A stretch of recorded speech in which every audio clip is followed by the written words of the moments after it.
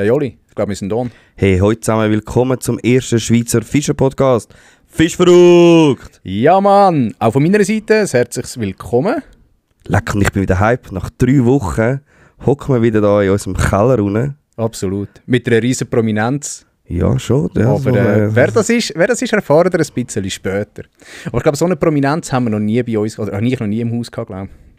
Also im Haus innen selber. Ich finde jetzt so, Mess haben wir schon auch Prominenz. Ja, oder Mess schon, aber so, weißt du, einfach mal die, keine Ahnung, Stunde, 1,5, 2 Stunden, weiss nicht, wie lange das wird, so eine Person durchlöchern mit so einem Status. Also ich kann euch auf etwas freuen. Absolut, absolut. Aber wir spannen euch noch ein bisschen auf die Folter. Ja, richtig. Ich würde sagen, wir fangen als erstes Mal an mit dem Rückblick und Ausblick. Hey, weißt du, was ist mir noch in den Sinn gekommen? Apropos Rückblick und Ausblick. Nein. Das passt jetzt eigentlich noch gut da rein. Es hat uns niemand geantwortet. Im letzten Podcast haben wir gefragt, wir haben immer ein bisschen die gleichen Übergänge. Ja, stimmt. Wie können wir die ein bisschen umgehen, ein bisschen anders anmoderieren? Stimmt. Du hast es clever gemacht. Danke. Aber wir haben keine Antwort bekommen. Nein, wir haben keine Antwort bekommen. Und übrigens, das Wichtigste, bevor wir überhaupt anfangen, jawohl, ist natürlich unsere Tradition. Ihr hört nur 2, obwohl wir zu dritt sind, aber es macht nichts. Ich bin anstrengend heute wieder. Zum Wohl miteinander. Hey, ja, cheers, ich habe extra Feldschlösschen gekauft heute für dich. Ja, uns hat niemand geantwortet darauf. Die Umfrage ist aber dafür rege ausgefüllt worden. Und zwar war ja die Umfrage, wie gut kennst du dein Gewässer? Und eigentlich die meisten, rund 54%, also die meisten, ja, mehr als die Hälfte ist so lala. 23% haben noch gesagt, sie trinken Bier und 23% haben gesagt, sie kennen alles. Okay, spannend. Ja, ich bin einer von diesen 23%. Genau. Weißt du, das habe ich auch äußerst interessant gefunden. Ich bin mal schauen, wie viel das unser Podcast hören und uns nicht folgen. Ja, genau. Und das ist mega erschreckend, wie wenig das uns folgt. Also wenn ihr die Folge hört, unbedingt abonnieren, das hilft uns sehr viel weiter. Genau. Weil wir haben recht viele Streams, wir schaffen jetzt 560 umeinander, irgendwo so. Manchmal auch 700 sind pro auch schon Folge. mehr. Ich wollte gerade sagen, ich glaube, letztes Jahr sind es ein bisschen mehr gewesen. Ende, so im Herbst umeinander sind es mehr gewesen. Haben wir so 600-700 gehabt. Es ist eher wieder ein bisschen Pace runtergekommen. Wir sind ja nicht mehr so regelmäßig. Das stimmt. Weil wir jetzt doch immer wieder ein bisschen Pausen hatten. Aber kommt wieder. Kommt wieder. Genau. Jawohl, also unbedingt, wenn ihr unsere Folgen geil findet, wenn ihr überhaupt unseren Podcast richtig feiert, dann lasst euch auch ein Follow da. Absolut. Und vor allem bewertet unsere Show. Das wollte ich einmal noch sagen. Ich schreibe es, glaube ich, immer in die Beschreibung rein. Liken, kommentieren, abonnieren und bewerten. Wenn ihr auf Spotify hört, müsst ihr Sternchen vergeben. Ich vergesse es immer zu sagen. Ja, vergebt Sternchen, es hilft uns ja auch weiter. Wenn wir gerade zum Highlight aus der letzten Episode kommen, und zwar, ja, ich glaube, Eva kann euch gerade selber sagen, wer da gewonnen hat. Jawohl. Hallo zusammen. Danke vielmals für euer Interesse an dieser letzten Folge und somit an meiner Arbeit. Der Gewinner vom Gewinnspiel ist der Zweifelson. Er hat angeboten, dass er mich mitnimmt auf den Zürich-Obersee. Das Angebot werde ich gerne annehmen und ihm die Provius-Köder persönlich vorbeibringen. Melde dich doch einfach bei mir. Du findest meine Kontaktdaten auf der Webseite fischwanderung.ch. Kontakt per Mail, Telefon oder sonst per Signal. Und sonst hat sich noch ein Merch gemolden. Wir können mal mitkommen auf den Klöntaler See. Melde dich doch auch bei mir für den Kontaktaustausch. Und falls ich dann mal im Glarus unterwegs bin, würde ich mich bei dir melden. Vielleicht ergibt sich dann mal etwas. In dem Sinn, setzt euch ein für mehr Leben im Wasser. Ciao zusammen. Perfekt. Ja, dann würde ich sagen, herzliche Gratulation.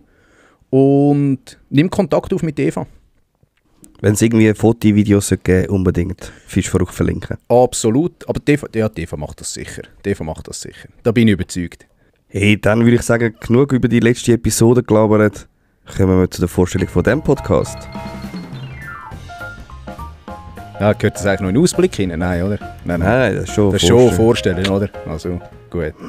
Ja, und Nico, ich glaube, wir haben noch nie so lange einen Gast vorgestellt wie der heutige Gast. Nein, wirklich? Ja. Yes, geil. 1 Minute 54. Zarte 1 Minute 54 geht die Vorstellung. Er hat es noch nie gehört. Ich bin gespannt, wie er dann reagiert. Soll ich anfangen? Intro ab. Liebe Community, unseren heutigen Gast kennt ihr wahrscheinlich alle. Fisch für meine Marke Bullseye Fishing. Seine Erfolgsstory tönt wie ein gelungenes Fischermärchen. 2014 hat er klassisch in einer kleinen Garage im Kanton Schwyz angefangen. Jetzt langsam komme ich in Fahrt. Es wäre Zeit. Die erste Routenserie ist eingeschlagen wie eine Bombe und wird auch heute, nach 11 Jahren, noch weiter produziert. Aber ich sage immer, am Schluss ist halt Wurf, Köderführung, Anhieb, Drill. Am liebsten fischt unser Gast auf den Bluefin Tuna. Da der Fisch bei uns leider nicht vorkommt, hat er sich mit dem Pike zufrieden gegeben. Am einfachsten fiel mir bis jetzt der Hecht. Seine Lieblingsfischtechnik ist Jerken. Das merkt man auch, wenn man seine Vorträge an der Fischermesse zuschaut und zulässt. Überall, wo es Wasser und Fisch gibt, bin ich dabei. Nebst dem, dass er seine eigenen Routen produziert, macht er aber auch Köder und Zubehör. Sind eigentlich nur Auto gefahren und haben Knoten gemacht. Seine Sachen verkauft er nicht nur in der Schweiz. Nein, natürlich nicht. Er ist nahezu in ganz Europa in den Fischershops vertreten. Ich dachte, meine Strategie sei gut. Die Marke von unserem Gast ist an jedem namhaften Turnier mit am Start. Und im YPC Boat hat sein Team sogar das Finale erreicht. Man muss erst einmal hinten sein, um das Feld von hinten aufzuräumen. Ne? Aber jetzt würde ich sagen, genug erzählt. Begrüßen wir unseren Gast und geben ihm das Wort, um sich und seine Marke bei uns vorzustellen. Yes, yes, yes! Liebe Fischverrückt-Community, begrüßen mit uns am dritten Mikrofon Wir hauen jetzt hier ab. der Gründer und Inhaber von Bullseye Fishing AG, der Markus, auch bekannt als Fonso von euch. Ja, Fonso, herzlich willkommen bei uns im Podcast. Hallo miteinander, auch hallo alle die Zuhörer und Zuhörerinnen. Wie strange ist es für dich, zum nicht Hochdeutsch reden?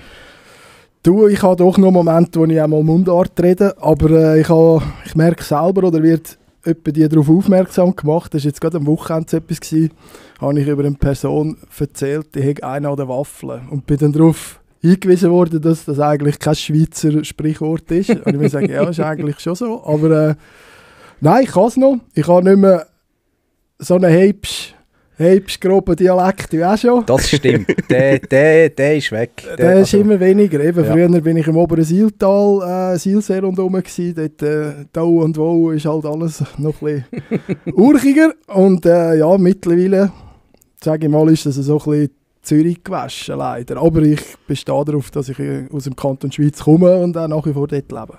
Sehen wir auch an der Autonummer.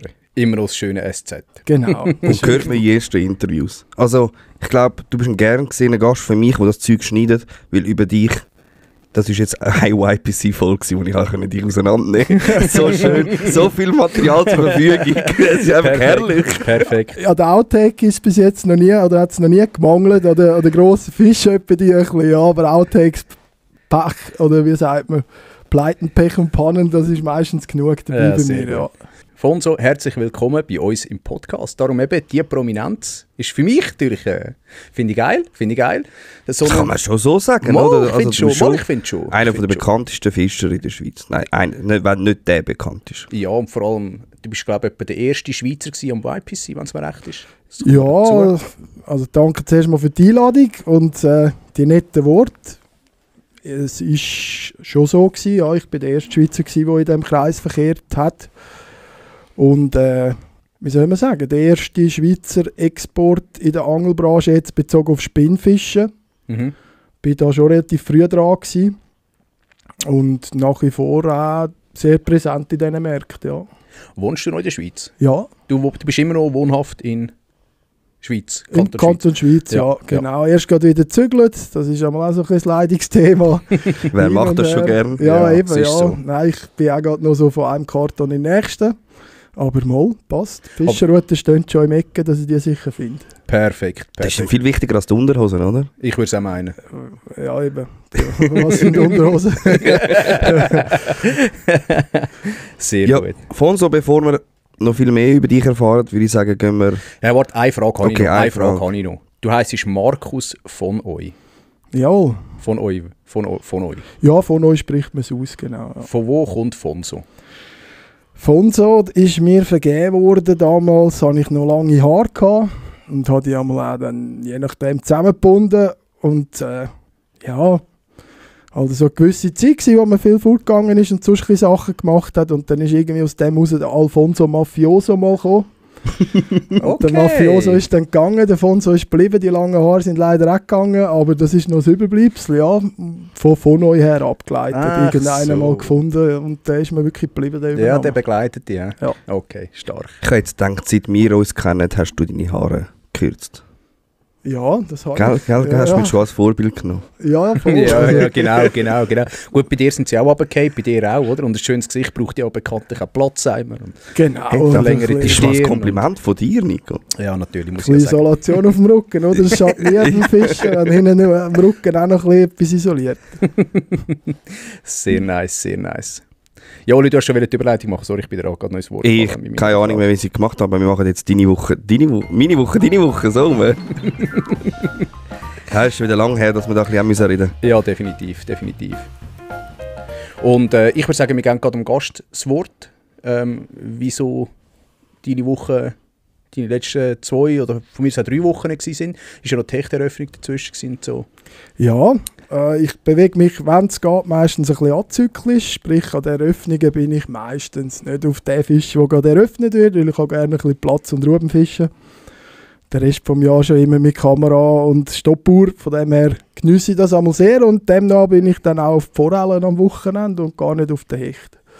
Ich habe aber so gesehen meine Hechteröffnung schon gehabt. Ich war an Gewässern, wo jetzt vor dem 1. Mai schon der Hecht freigegeben war. Ich konnte dort schon meine ersten Würfe machen und ich habe jetzt nicht mitgezählt, die Gesamtanzahl Hecht, aber ich würde sagen, ich bin sehr zufrieden bis jetzt in dieser Saison. Es hat auch schon den einen oder anderen Meter gegeben, also von dem her passt es eigentlich gut gestartet, ja.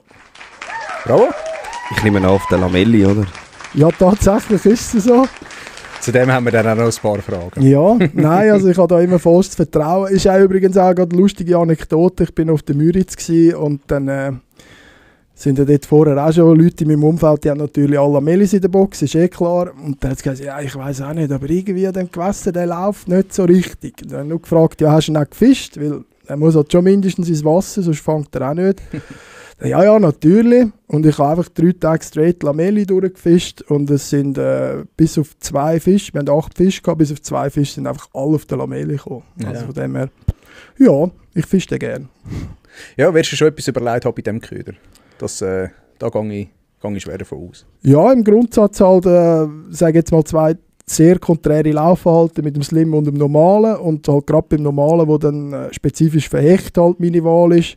Dort haben wir eine möglichst grosse Silhouette bei einer möglichst geringen Eigenmasse und demnach hat er halt auch durch den mittigen Kern hat er die Möglichkeit, sich in alle Achsen zu bewegen. Also er hat wirklich einen komplett runden Kern im Köder drin und gibt ihm halt dadurch ein ganz eigenes Laufverhalten, ganz unregelmäßig und auch schon sehr, sehr langsam geführt. Und das ist halt häufig, die Fische nicht so ganz scharf sind, eben jetzt war auch noch ein bisschen kalt gewesen, dann kann das häufig noch einen Fisch mehr bringen, wenn man halt Slow-Mo fischt. Ich habe ja selber auch bei mir in der Tacklebox. Was ich mir aber also ich habe auch schon drauf gefangen, absolut. Ich habe auch schon Hecht drauf gefangen. Gerade den Samstag? Nein, den Samstag habe ich nicht auf der Lamelli. Nein, ja. habe ich auf der Provius. Der eine und ja, auf und der Pelagic. Sorry, ja. Aber wir haben den drauf gehabt, ja. Aber ich stelle mir das Marketing für so einen Köder noch relativ schwierig vor. Er ist nicht ein Köder wie ein normaler Gummifisch, wie du ihn kennst, sondern es ist ein ausgefallener Köder, wenn man das so sagen darf. Also ich stelle mir das Marketing noch relativ schwierig vor. Also weißt, ist schon eine Herausforderung. Es ist nicht einfach zu sagen, es ist ein Gummiköder wie ein Kitech zum Beispiel. Keine Ahnung, Kitech ist einfach in aller Munde, oder? Aber ja.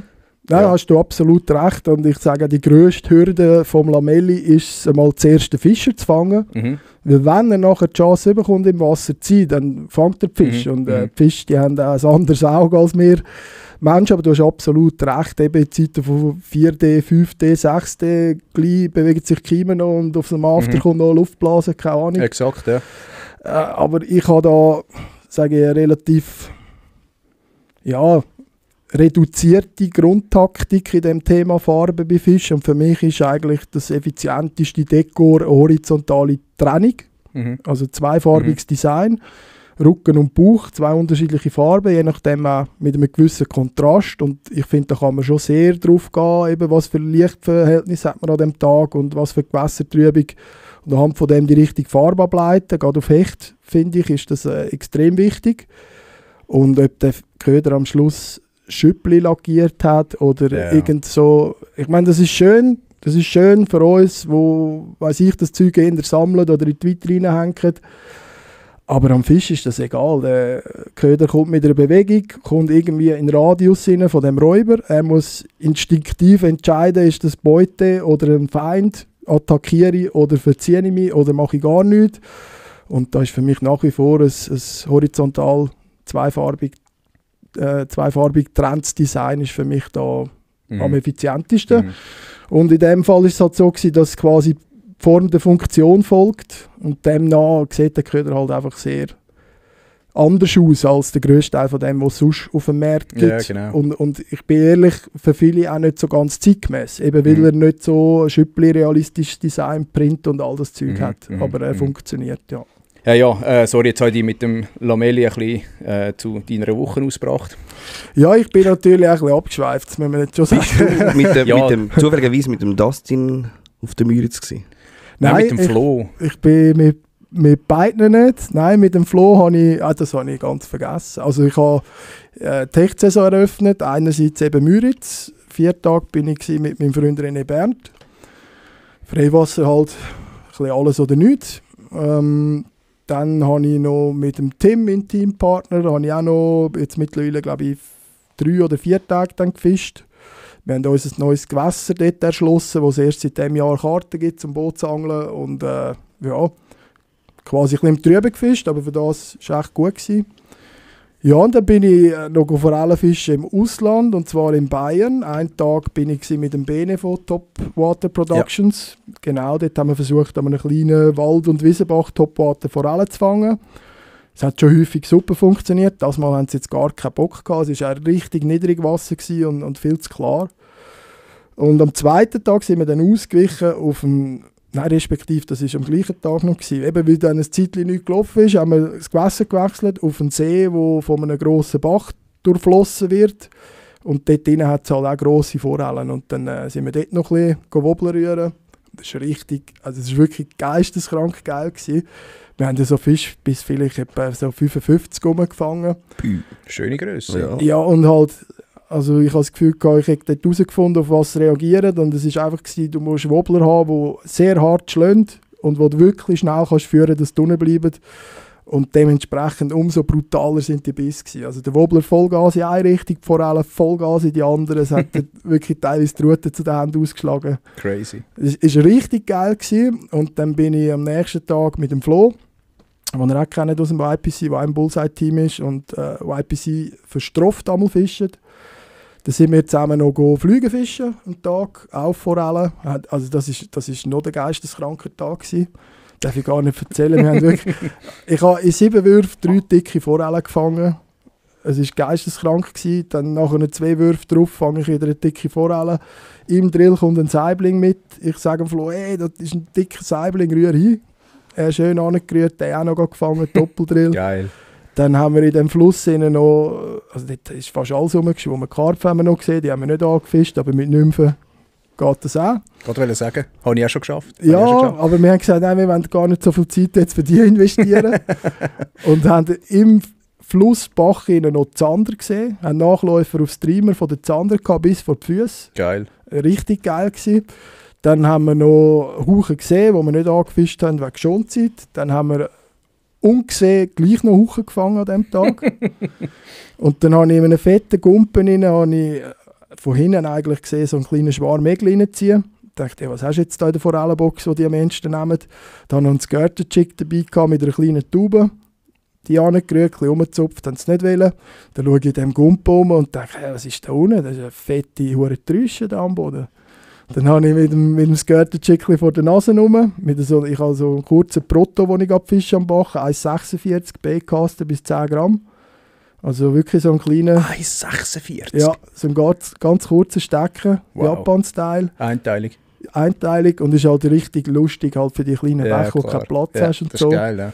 Ja, und dann mit dieser Route dort die 62er Trüsche noch gefangen. Geil. Also es hat gar nicht aufgehört an diesem Tag. Es war wirklich einfach krank gewesen, ja. Das sind so meine Eröffnungen gewesen, Hecht und Forellen. Also von dem her bin ich bis jetzt super Ja, in die Saison gestartet. Ja, darf ich nicht jammern. Ja. Bereust du es auch schon, warum der Fons hat anfangen? Ja, Gottverdeli. Nein, also ich hätte auch noch ein bisschen, ich bin natürlich in der Heimat auch eben, gesagt, Hechteröffnung ausgewichen an unsere Flussgewässer im Kanton. Ja, und dort tut es mir immer ein bisschen weh, weil ich kenne halt die Gewässer noch aus meiner Kindheit, wo wir unter den Steinen noch Forellen rausgerübelt haben von Hand. Und jetzt siehst du die Gewässer und ja, schon irgendwie so ein bisschen... Es tut ein bisschen weh. Wehmut, ja, genau. Du schaust so zu, kannst eigentlich nichts wirklich machen, wüsstest 1000 Sachen, was man kennt, verbessern oder woran das könnte liegen. Und jedes Jahr denkst du, oh Mann, es wird nicht besser, leider, ja. Ja. Das Intro, das ich gesagt habe, dass du in einer... Nein, das können wir nachher... Nein, ich bin schon wieder... ist gut. Wir sind immer noch bei deiner Woche, alles gut. Ich freue mich dann wirklich, wenn ich die Fragen alle kann rauslassen. Was machst du, wenn du nicht am Fischen bist? So in der Woche? Ja, das sieht wirklich viel mehr nach Fischen aus bei mir wieder, als es wirklich auch ist. Das muss man auch sagen, weil halt meistens, wenn ich am Wasser bin, eine Kamera dabei ist. Ich gehe für mich natürlich privat auch gerne fischen, aber dort, ja, von dort sieht man eigentlich dann nichts. Also dort mache ich für mich meistens nicht mal Fotos. Ich tue auch immer noch regelmäßig Karpfen fischen, habe dort ein paar Buddies, wo wir dann mit dem Boot uns sauber verankert, Fondue-Plausch machen und so in der Kabine. Also, das mache ich schon auch gerne, aber... Auf dem Hausgewässer bei euch? Ja. Mit dem Remo?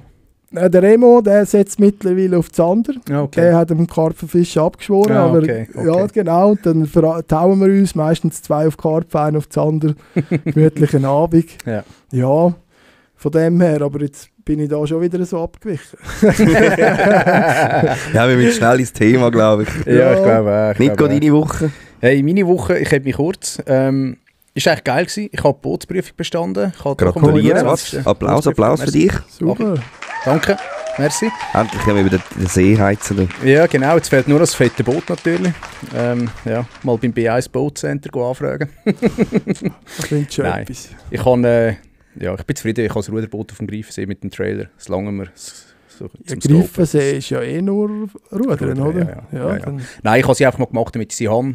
Damit ich mich, wenn ich dann mal ein Boot will oder kann kaufen, ist auch immer nur das Können dazu, dass ich dann nicht irgendwie noch muss sagen, oh Scheiße, jetzt muss ich unbedingt noch die Scheissprüfung machen, sondern dass ich sie wirklich mal gemacht habe. Und jetzt habe ich sie. Und natürlich auch, wenn du irgendwie mal auf Holland gehst oder mal Gardasee oder etwas, dass einfach den Scheck halt hast. Genau. Ja. Dann die Hechteröffnung ist ja bei mir in Gang gekommen. Ich bin recht viel fischen. Meine Frau hat mir fast ein bisschen leid da. Sie ist fast ein bisschen alleinerziehend jetzt im Mai. Du hast es noch nicht gehört. Ist doch überall das Gleiche, oder? Ja, nein, es ist wirklich... am 1. Mai bin ich zuerst am Vierwaldstättersee mit dem Sam Goes Fishing, ein Teamfischer von uns, von Major Fish. Er hat dort 3 Pikes am Morgen. Bin dann am Nachmittag retour, habe das Ruderbötchen gesattelt, trailert und Hühe an Greifensee. Da haben wir dort den ganzen Nachmittag gerührt. Wir haben keinen einzigen Biss beim Rühren, sind dann noch scopen. Wir haben den Fisch, den wir gefangen haben, der Kollege hat den gefangen. Wir haben den Scope eingeschaltet, aber es ist so, ich habe den Fisch gesehen, habe ihn angerührt, oder habe ihm gesagt, er soll mit dem Quantum Pelagic, mit dem schwarzen, mit dem Originalen noch, nicht mit dem neuen, soll er hinrühren. Und dann hat er hingerührt, und der geht natürlich aber wie das Blei, 60 Gramm Bleikopf dran, der sinkt das, ja. Und dann ist der runter, ist etwa 10 Meter tief, 12 Meter tief am Grund. Ich habe gesagt, bist du am Grund? Da habe ich schon meine Route genommen. Er fängt an aufzuziehen. Ich wollte gerade ausrühren und dann sagt er, hey, ich habe einen Fisch. So beim Anziehen. Er hat ihn gar nicht gesehen auf dem Scope, er hat einfach angezogen und der Hecht ist so triggert worden vom Anziehen, dass er gerade gebissen hat. Schöner 92er Hecht gewesen. Kann man so machen? Ja, absolut. Ich fische nur so pelagisch, oder habe ich da etwas falsch gemacht? Aber auftreten, also es ist wie für einen Felchler, oder? Stufenweise dann hat er noch einen schönen 92er Hecht gehabt. Ich hatte dort nichts gehabt, also der erste Mai ist bei mir mit einem Nullertag. dadurch. Aber Scope sind ja immer Teamfisch. Also ist ja so. Oder du hast Ja. gerudert. Ja. Weißt du, also natürlich müssen wir nicht mehr switchen, wenn einer einen Biss oder einen Kontakt gehabt hat und nicht gehakt ist, dann kann er noch einmal anrühren, wenn der Fisch abdreht, was ja eigentlich in 99% der Fall ist, tun wir dann wechseln, dass der andere die Möglichkeit hat. Ping-Pong, ja, das machen wir auch so. Ja, das ist genau. fair. Und es hat dann nicht mehr, wirklich, die haben keinen Bock mehr gehabt. Wir haben irgendwie bis um 10 Uhr dann gefischt, dann hat er Rückenweh bekommen, ist auch nicht mehr der jüngste Kollege. Und dann sind wir gegangen. Dann bin ich am nächsten Tag auf mein Hausgewässer mit dem Kajak. Dort hatte ich 2 Fehlbisse, aber nichts draussen, wie es halt auch ist. Ist halt der 2. Mai auch noch niedrig geblieben. Und am 3. Mai bin ich zum Glück mit dem Oli auf den Greifensee, nicht mit jemandem anderem, weil sonst hätte mir der wahrscheinlich die Fische weggefangen. Ich hatte dort 2 Pikes gehabt. Gut. Hast du das gehört? Bitterer Tag für mich. Ich habe dem Oli noch gesagt, schau Oli, es ist doch immer das Gleiche. Einfach die am wenigsten fischen können, die fangen. Und prompt habe ich 2 Fische gefangen. Ja, ich habe das hure Schiff versammelt. 2-mal. Ja. Verdammte Schelle. Im Fahrwasser oder was? Im Schiff oder was? Also nein, Nein, ich habe 2 richtige Bretter angefischt. Ach so, Ja. machst du Und- das etwa dir? Was? Bretter anfischen? Ja. Ja. Und Holz und so. Auch ja. ja, es sind 2 grobe Fehlbisse von dir dort. Ja, die sind ein bisschen bitter Ja. gewesen. Von mir auch einen, aber du, easy. Aber ist das uneingeschränkt erlaubt, Scope am Greifensee? Weil das war doch dort Ja. mal recht Trouble gewesen. Ja, Aber haben ist sie es gewesen. noch laufen? Ja, es Ah, ist, gut. Greifensee ist immer noch, Zürichsee ist auch noch. Also wir sind dann dort auf dem Zürichsee gewesen, Okay. am Samstag. Ja. Greifensee ist immer noch Einfach weil wir nicht haben rudern. Ja, Ja, siehst genau. Es ist einfach die Innerschweiz, also beziehungsweise einfach Luzern, Vierwaldstättersee ist ein bisschen Trouble, Ja. was das angeht. Ja, genau.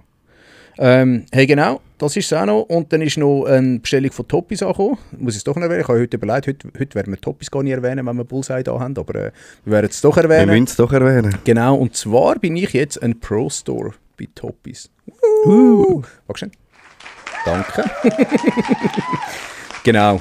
Warum genau das so ist, das erfahren wir dann sicher später noch in diesem Podcast. Also Ja, nicht in darf man dieser noch nicht Episode, sagen, ja, nicht in dieser Episode, aber es kommt dann noch, genau. Ja, und das wäre eigentlich meine Woche gewesen. Also, ja, Schön. Hey, immerhin mit ich Fisch bin raus. fischen, genau, ich habe Fisch gefangen. Ich bin happy. Perfekt. Oli? Hey, bei mir, ich bin eine Woche lang, 1,5 im Tessin gsi. Ein bisschen den Bach unterwegs. Im Tessin, haben wir ja alle mitbekommen, haben wir ein bisschen viel Regen. Also vor allem so Norditalien, Tessin hat sehr viel Regen gehabt. Dafür wärmeren Regen. Dafür wärmerer Regen, das ist so. Ja, es ist relativ schwierig sie zum Forellen fangen. Ich habe sie dann gleich noch gefunden, aber nicht die grossen. So alle die 30er rum, aber immerhin Fisch gefangen. Ich bin noch Bass fischen mit dem Kollegen, der ein Boot hat. Ja, anstatt Bass haben wir dann halt Hecht gefangen.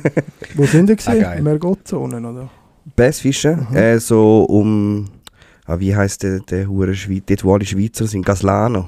Ah, ja. Wo alle die Schweizer sind, ja, dort umeinander. Ja. Eigentlich haben wir auf Lugano über auf die Seite, aber es hat so viel Wind gehabt, dass es uns dort verblasen hat. Ja. Yes, eben, haben wir gesagt, wir sind noch fischen. Und das war es bei mir mit Fischen. Ich hatte diese Woche meine offiziellen 2 Papi-Tage gehabt. Geil. So, voll, ja, jetzt Gut geht es gegangen. ernst. Ja, also ich muss sagen, bis heute Nachmittag ist es super gegangen. Wir mussten am Mittag nachher impfen und ab dann ist es dann hart geworden, Ja, weil gut. die Kleine dann einfach das nicht so gut vertreibt hat. Ja. Aber so die Nächte und so, Und sonst ist alles tipptopp, sagen Sehr gut. Einsteigerkind. perfekt. Gönnt mir dir doch, Oli. Gönnt mir. Das ist doch gut. Genau. Komm, dann gehen wir doch in die Infos aus der Szene. Ich habe eigentlich nur etwas aufgeschrieben. Ja, wie immer. Ja, Sandra, hast du aufgeschrieben? Was habe ich? Ja. Sandra, wo Das ich hat mich- nachher aufschreiben hast du alles Das hat mich aufgeschrieben? verwundert, Nein, dass du alles das nicht gut. aufschreibst. Was? Ah, wegen Also, Danny? ja. Aha. Ja. Hey, hallo. ja. Der AFN Danny ist draussen.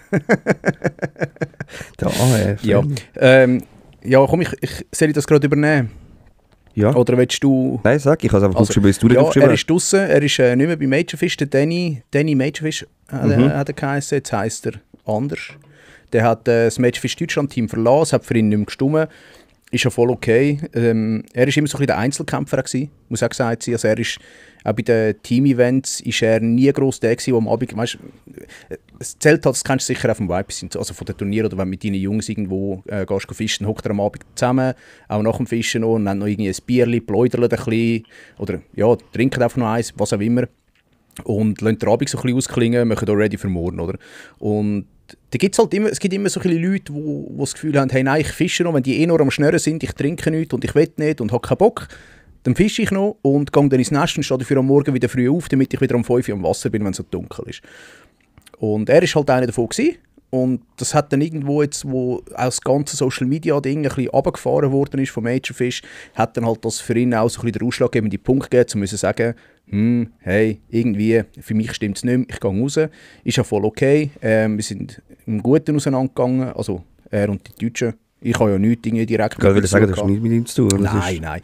Wir haben das an mich abgesprochen wegen Social Media, Schweiz, Deutschland und so, aber mehr eigentlich nicht. Und ja, ist im Guten raus, ist alles okay. Also, ja, er wird seinen Weg gehen, er wird, weiss nicht, ob er wieder irgendetwas so mit Fischen macht, was Social Media angeht. Ja, aber es ist ganz okay. Also ich bin überzeugt, wenn er schreiben, ich komme auf Hamburg fischen, dann wäre er wahrscheinlich der Letzte, der würde sagen, nein, ja nicht. Also von dem her. Ich mich auch wundern, nachher, was der Fonso sagt zum ganzen Social Media und Fischen. Also das können wir nachher gerne darüber reden. Unbedingt. Ja, hat sich auf jeden Fall auch verändert, ja. Das glaube ich, ja. Und dann habe ich noch das YPC Boat-Final, Fonso, wo dein Team eigentlich nicht überraschend gut, sondern eigentlich im Allgemeinen, von mir aus gesehen, sehr gut abgeschlossen hat. Also allgemein YPC ist das, glaube ich, recht eine gute Klassifizierung, die ihr dort rausgeholt habt, oder? Ja, also bei den Boot-Events, es ist auch so, ehrlicherweise bei mir im Team bis auf 3-4 Leute sind fast alles reine Bootsfischer.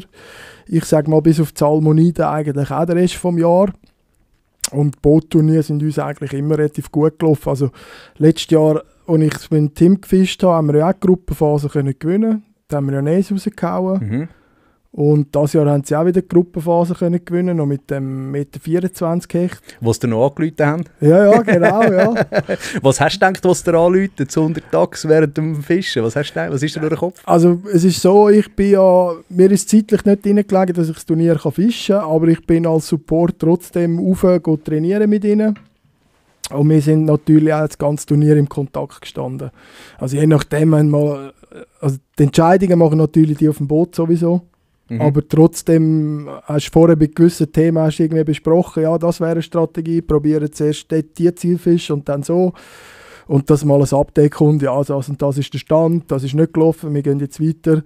Von dem her haben wir dort schon Kontakt gehabt, aber ich habe nicht gewusst, dass jetzt die Meldung kommt. Also das war wirklich spontan und nicht irgendwie eingeredet oder so, aber natürlich mega gefreut, dass die so einen dicken Fisch gefangen haben auf der Lamelli dann noch. Also das mit der Liqueo, das hat gut gepasst. Ja. Stark. Ja, sie sind dann am Schluss, glaube ich, Vierter oder Fünfter, so sind es geworden. Aber das haben auf jeden Fall dann halt im Finale die dicken Fisch gefällt. Ja, leider, ja. Das ist halt in jedem Turnier, es ist nur eine Momentaufnahme, ja, oder? Und wenn du so. Teams fragst, im Training hat wahrscheinlich jeder mal 1-2 gute Fische gefangen. Aber du brauchst halt genau an dem Tag. Du brauchst am Stichtag. Am Stichtag musst du einfach liefern, musst das Glück haben natürlich. Ein bisschen Glück und halt ganz viel Bauchgefühl, oder? Weil die meisten machen sich natürlich voraus schon Strategie und ihr wisst es, die äußeren Einflüsse, ob Strömung, Licht, Regen, was auch immer, das kann dir alles reinspielen, aber dann ist halt Kunst, finde ich, dass man auf sein eigenes Bauchgefühl hören kann und genau weiss an einem Spot, wann bleibe ich jetzt noch die 15 Minuten und wann gehe ich nach 15 Minuten. Und Fisch nicht verzweifelt, verbittert 4,5 Stunden durch, weil ich denke, irgendwann mit dem Fisch kommen, weil gestern haben sie noch gebissen. Das finde ich immer ein Turnier eigentlich fast das Schwierigste.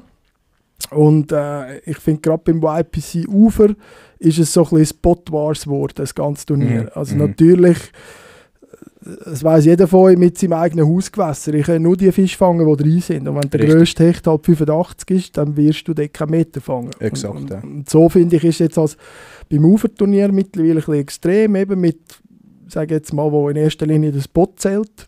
Und Ich habe das früher ein bisschen cooler gefunden mit dem 1:1-Modus, der jetzt letztes Jahr in der Zwischenrunde oder Finalrunde auch mal war. Weil genau. dann finde ich, es ist viel aussagekräftiger, oder? Welcher Fischer macht was aus welchem Spot. Ja, genau. Ja, und das Geilste finde ich dann halt, wenn quasi der Gast den Gastgeber abzieht, das im eigenen Spot. Oder wenn er etwas herausfindet, okay, da vorne ist eine Steinpackung. Ja. Wenn die so und so anfischt, komme ich Biss über und der andere rührt halt quer im Fluss und hat dort draussen seine Fische gefangen. Das finde ich von dem her eigentlich noch spannender.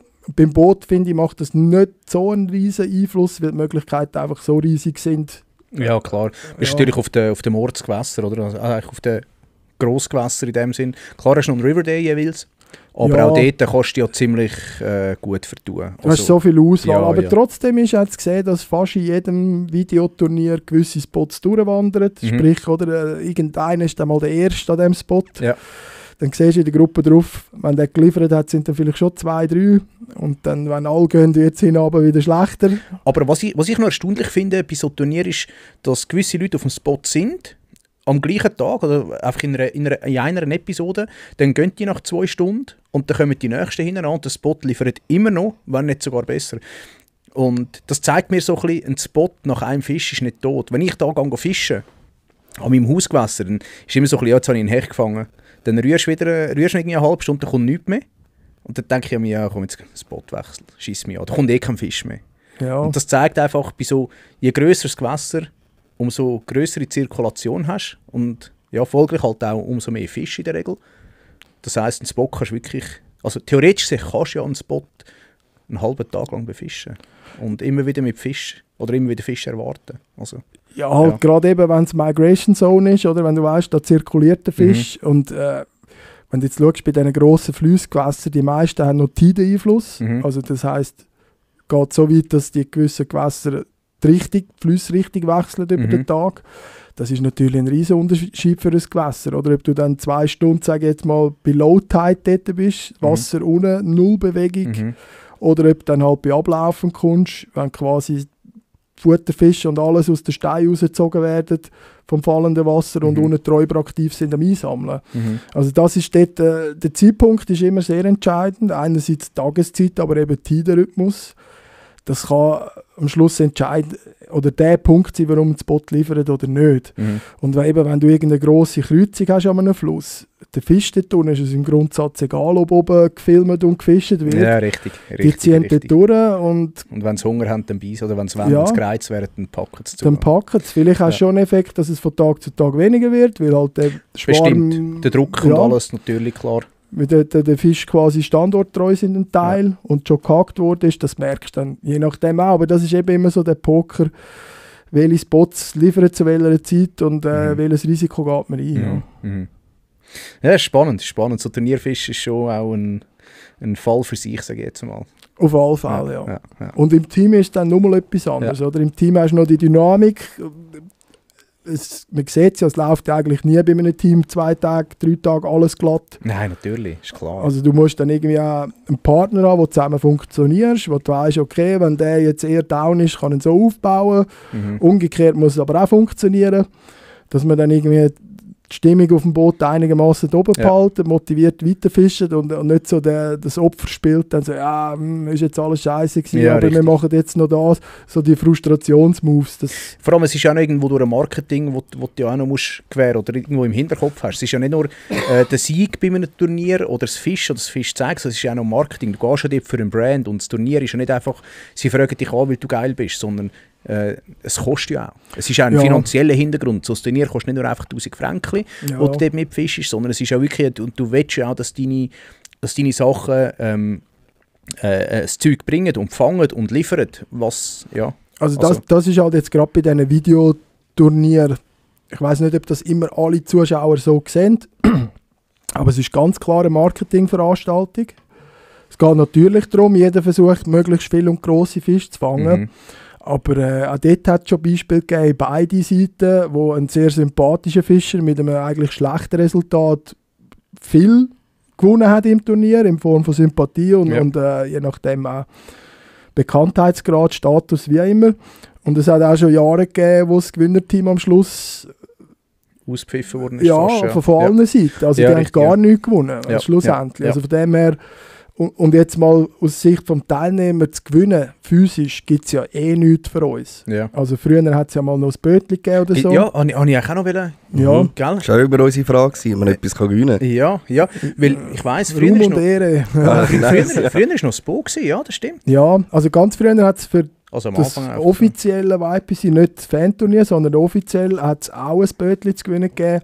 Ist natürlich irgendwie ein schöner Anreiz. Gleichzeitig muss man aber auch sagen, wahrscheinlich hat jeder, der mitfischt, selber Ja, aber ein gleich. gleichwertiges oder grösseres Boot. Ja, aber sind da gleich irgendwo ein paar tausend Franken, wenn du es vertschulst, weißt du, wo du dich kannst, ja, also... Ja, ganz Ja. klar. Also ich will Come mich on. da nicht dagegen wehren, auf keinen Fall. Ja. Aber man muss halt jetzt wirklich sagen, es ist rein Mhm. Promo. Es gibt Mhm. nichts zu gewinnen. Mhm. Der Pokal, da wird Schilder drauf graviert, den Mhm. lädt man auch dort. Also Okay. es ist... Also den könntest du nicht mitnehmen in die Schweiz und irgendwie dein schöne Regal stellen. ich dürfte ihn wahrscheinlich ein Jahr mitnehmen, aber Ah, wir eben, müssen das ihn schon auch für die wieder nächste Edition wieder bringen. Ja. Wanderpokal. Ja. Aber ich habe bis jetzt das Dilemma noch nie gehabt. Das schöne Dilemma. Wie ladet dich dann nochmal ein, wenn es so weit ist? Sind, Ja, sind, sind ich ihr wieder dabei nächstes Jahr? Ja, geplant wäre es. Ich muss aktuell noch irgendwie etwas organisieren, dass ich es zeitlich schaffe, weil es bei mir sich gerade mit ein paar Projekten massiv überschneidet. Und es ist dieses Jahr wieder direkt nach der Schonzeit in Holland. Also der Bank, oder? Ja, die Ufer. Und Boot? Boot ist wieder im Herbst. Ist wieder gleich, Ja, oder? Also, genau, dort, ja. Und auch jetzt, die Uferversion ist jetzt schon ein paar Jahre, gerade Anfang Saison. Ja, genau. Ja. Aber es hat ja natürlich schon Einfluss aufs Training. Also es ist ziemlich Mhm. Poker, weil jetzt in dem Fall, oder, am Sonntag, der letzte Sonntag im Juni ist Eröffnung. Ja. Nein, im Mai, Entschuldigung. Im Mai, ja. Letzte Mai ist Eröffnung und ab dem Montag ist das Turnier. Und wir haben am Sonntagabend noch Interviews. Also schlussendlich Gruppe 1 Ja. hast du einen halben Tag, 3/4 Training. Zweite Gruppe, wo ich eingeteilt wäre, habe ich noch circa einen Tag mehr. Mhm. Mhm. Und dann halt zwischen den zwei Turniertagen nochmal einen Tag Training. Ja. Aber eben Holland, halb Holland ist zu befischen in 4 Zonen. Mhm. Also kannst du sagen, kannst du pro Viertel von Holland Ja, das ist keine 3/4 Chance, Tag aufwenden. Oder? Ja, Also da ja. holst du keine grosse Erkenntnis. Das Nein, ist- aber die Spots, die ja letztes Jahr oder vorletztes Jahr mitgeliefert haben, das sind ja so ein bisschen... Oder gehst du davon... Und hast ja auch ein Netzwerk da oben, oder? Also weißt du irgendwo durch auch... ja, Also noch gehe ich jetzt mal davon aus, ein Stück weit schon, aber die können ja in dem Fall jetzt auch nur auf den einen Tag zurückgreifen, oder? Natürlich, Wenn natürlich. sich an die Regeln halten. Natürlich. Ja, gut, das ist ja immer... Aber Ja, wobei, das hat man stimmt. eben auch gemerkt, das machen halt auch nicht alle. Also Ja. auch gerade die Locals, wenn du zur Eröffnung laufst, sind fast alle Wege durch die Wiesen und so, die sind alle schon gut benutzt, obwohl eigentlich vorher wochenweise schon Zeit gewesen wäre. Ja, das Ja, stimmt. okay. Ja. Okay. Nimmst du auch jemanden mit, wenn du Bank fischst? Oder gehst du wirklich alleine mit Kameramann, Frau? Im Turnier selber oder das Training? meinst du? Training. Beides? Also Training hat schon beides gegeben. Also ich habe auch schon 1 oder 2 Jahre habe ich komplett allein vorbereitet. Aber im Normalfall habe ich eigentlich jemanden dabei. Und dann ist es aber häufig so, dass dann innerhalb von diesen 3, 4, 5 Tagen Training, wie lang es dann ist, dass, wenn die Leute Zeit haben, die Freunde oder so, dass noch jemand vorbeikommt mal für einen Tag, 2. Ich habe natürlich ein paar Locals, die ich hier oben gut kenne, wo ich dann mal einen Tag mit dem noch mitgehe oder so, wenn eben Zeit da ist für ein Training, ja. Ja, nein, das hilft schon. Das haben gewisse perfektionierte System. Der Herbie ist zeitweise mit 6, 7 Leuten angerückt. Ah, krass. Der hat wirklich Holland durchgekommen. Wo war er eigentlich beim YPC-Boot? Er ist ja letztes Jahr ist er ja mit dir. Haben ihr zusammen das ist schon das ist noch ein Jahr vorher gewesen. Das ist ein Jahr vorher gewesen? Hast du letztes Jahr noch mit das dem ist Tim? noch mal 2 Jahre vorher gewesen. Ich habe es zuerst Also mit dem Herbie gefischt. Das ist so eine Last-Minute-Aktion gewesen. Wir haben beide das erste Mal überhaupt miteinander gefischt und dann ein Turnier und gerade noch auf dem gleichen Boot. Geil. Und muss ich auch sagen, unsere Spotkenntnisse zu Holland sind natürlich nicht zu vergleichen mit gewissen Locals. Und von das auch dort, finde ich, haben wir uns eigentlich gut gemetzelt. Wir haben es auch dort ins Finale geschafft. Mhm. Das Jahr darauf habe ich dann mit dem Robin im Camp gefischt. Stimmt, ja. Ja, genau. Er hat Stimmt. ja jetzt das Jahr für ist es Nippon Tackle? Oh, das wüsste ich jetzt auch nicht mehr. Wüsste jetzt, ich Oder weiss nicht Tailwalk. hat's Team geheißen. Tailwalk, Stimmt, genau. Hat das Team Tailwalk, ja. geheißen. Dann habe ich das Jahr dort mit ihm gefischt, nachher mit dem Tim und jetzt ja der Tim mit dem Paul. Mhm. Ja. Mhm. Mhm. Geil. Das sind 2 coole Jungs dort. Also machen einen mega sympathischen Eindruck, finde ich. Aber gell, Sympathie ist immer menschlich. Das, Ja, da macht man es nie allen recht, aber ich Das finde ist so, auch, ja, es das sind ist so. gute Typen. Und ich glaube, hast du ein gutes Gespür gehabt, das du die geschickt hast, oder dass die Welle haben, was auch immer. Ich glaube, sie haben okay abgeschnitten. Das ist, Ja. also, nein, sie haben echt gut abgeschnitten aus meiner Sicht, finde ich. Finde ich auch. Und eben, also der Tim ist für mich also sagen wir so, der Paul ist am Schluss der Satz gewesen für mich. Oder Tim ist gesetzt gewesen, ist mein Teampartner und von ihm halte ich auch fischereilich ziemlich viel. Häufig hört man halt, ja, er ist nicht so sympathisch, weil er halt nicht so viel Entertainer macht oder nicht so viel redet wie andere, aber er ist ein guter Typ, man kommt mit ihm super auf dem Boot zurecht und einfach fischereilich ist er wirklich stark. Und der Paul hat genauso wieder seine Erfahrungen, ein bisschen andere Stile auch von der Fischerei her. Absolut, ja. Auch vom Menschlichen her Ja. sind sie ein bisschen, ganz einander ein bisschen Kontrast, dunkt es mir. Genau. Also der Paul ergänzen ist sicher für das Format gut gewesen, weil er ist natürlich auch deutlich mehr entertaining als ich und als ein Tim. Und halt von Haus aus in Deutsch. Schadet nichts. Und von dem her also hat für mich das passt. Die haben gut Ja. abgeliefert, ja. Absolut. Hey, ich habe meine Infos eigentlich schon durch, sorry. Ja, aber ich bin wieder zu mit drin gewesen, komm. Also komm, ich habe auch noch ein paar News. Oh nein, was ich noch sagen. Verdiente Sieger, oder? YPC Boat. Ja, wer hat gewonnen? Echt jetzt, Nico? Echt jetzt? Der Enrico und der Johannes. Ja, LMAB. Also ich finde es... Und Lawrence ist, glaube ich, Dritter geworden. Ich weiß es nicht auswendig, ich kann mir nur das merken. Gemacht, ja. Ich finde... Guter Wenn's- Abgang, oder? Ja, also wenn Absolut, es Merli ja. ist, können schreiben, hättest du es so geschrieben, Genau, oder? und sie nicht aufhören. Absolut, ja, und der Johannes hinten drin, wenn er Genau. etwas genau. gewonnen hat, finde Ja. ich sehr geil. Absolut. Hey, ja, dann bleiben wir noch gerade bei LMAB. Wer den Podcast fleissig lost, hat herausgehört, dass es nächstes Jahr ein neues Format wird geben. Irgendwie was noch mit Survival ausgesetzt, Fischen. Ja. Da darfst du da, bist du in dem Fall auch schon angefragt worden an deiner Reaktion?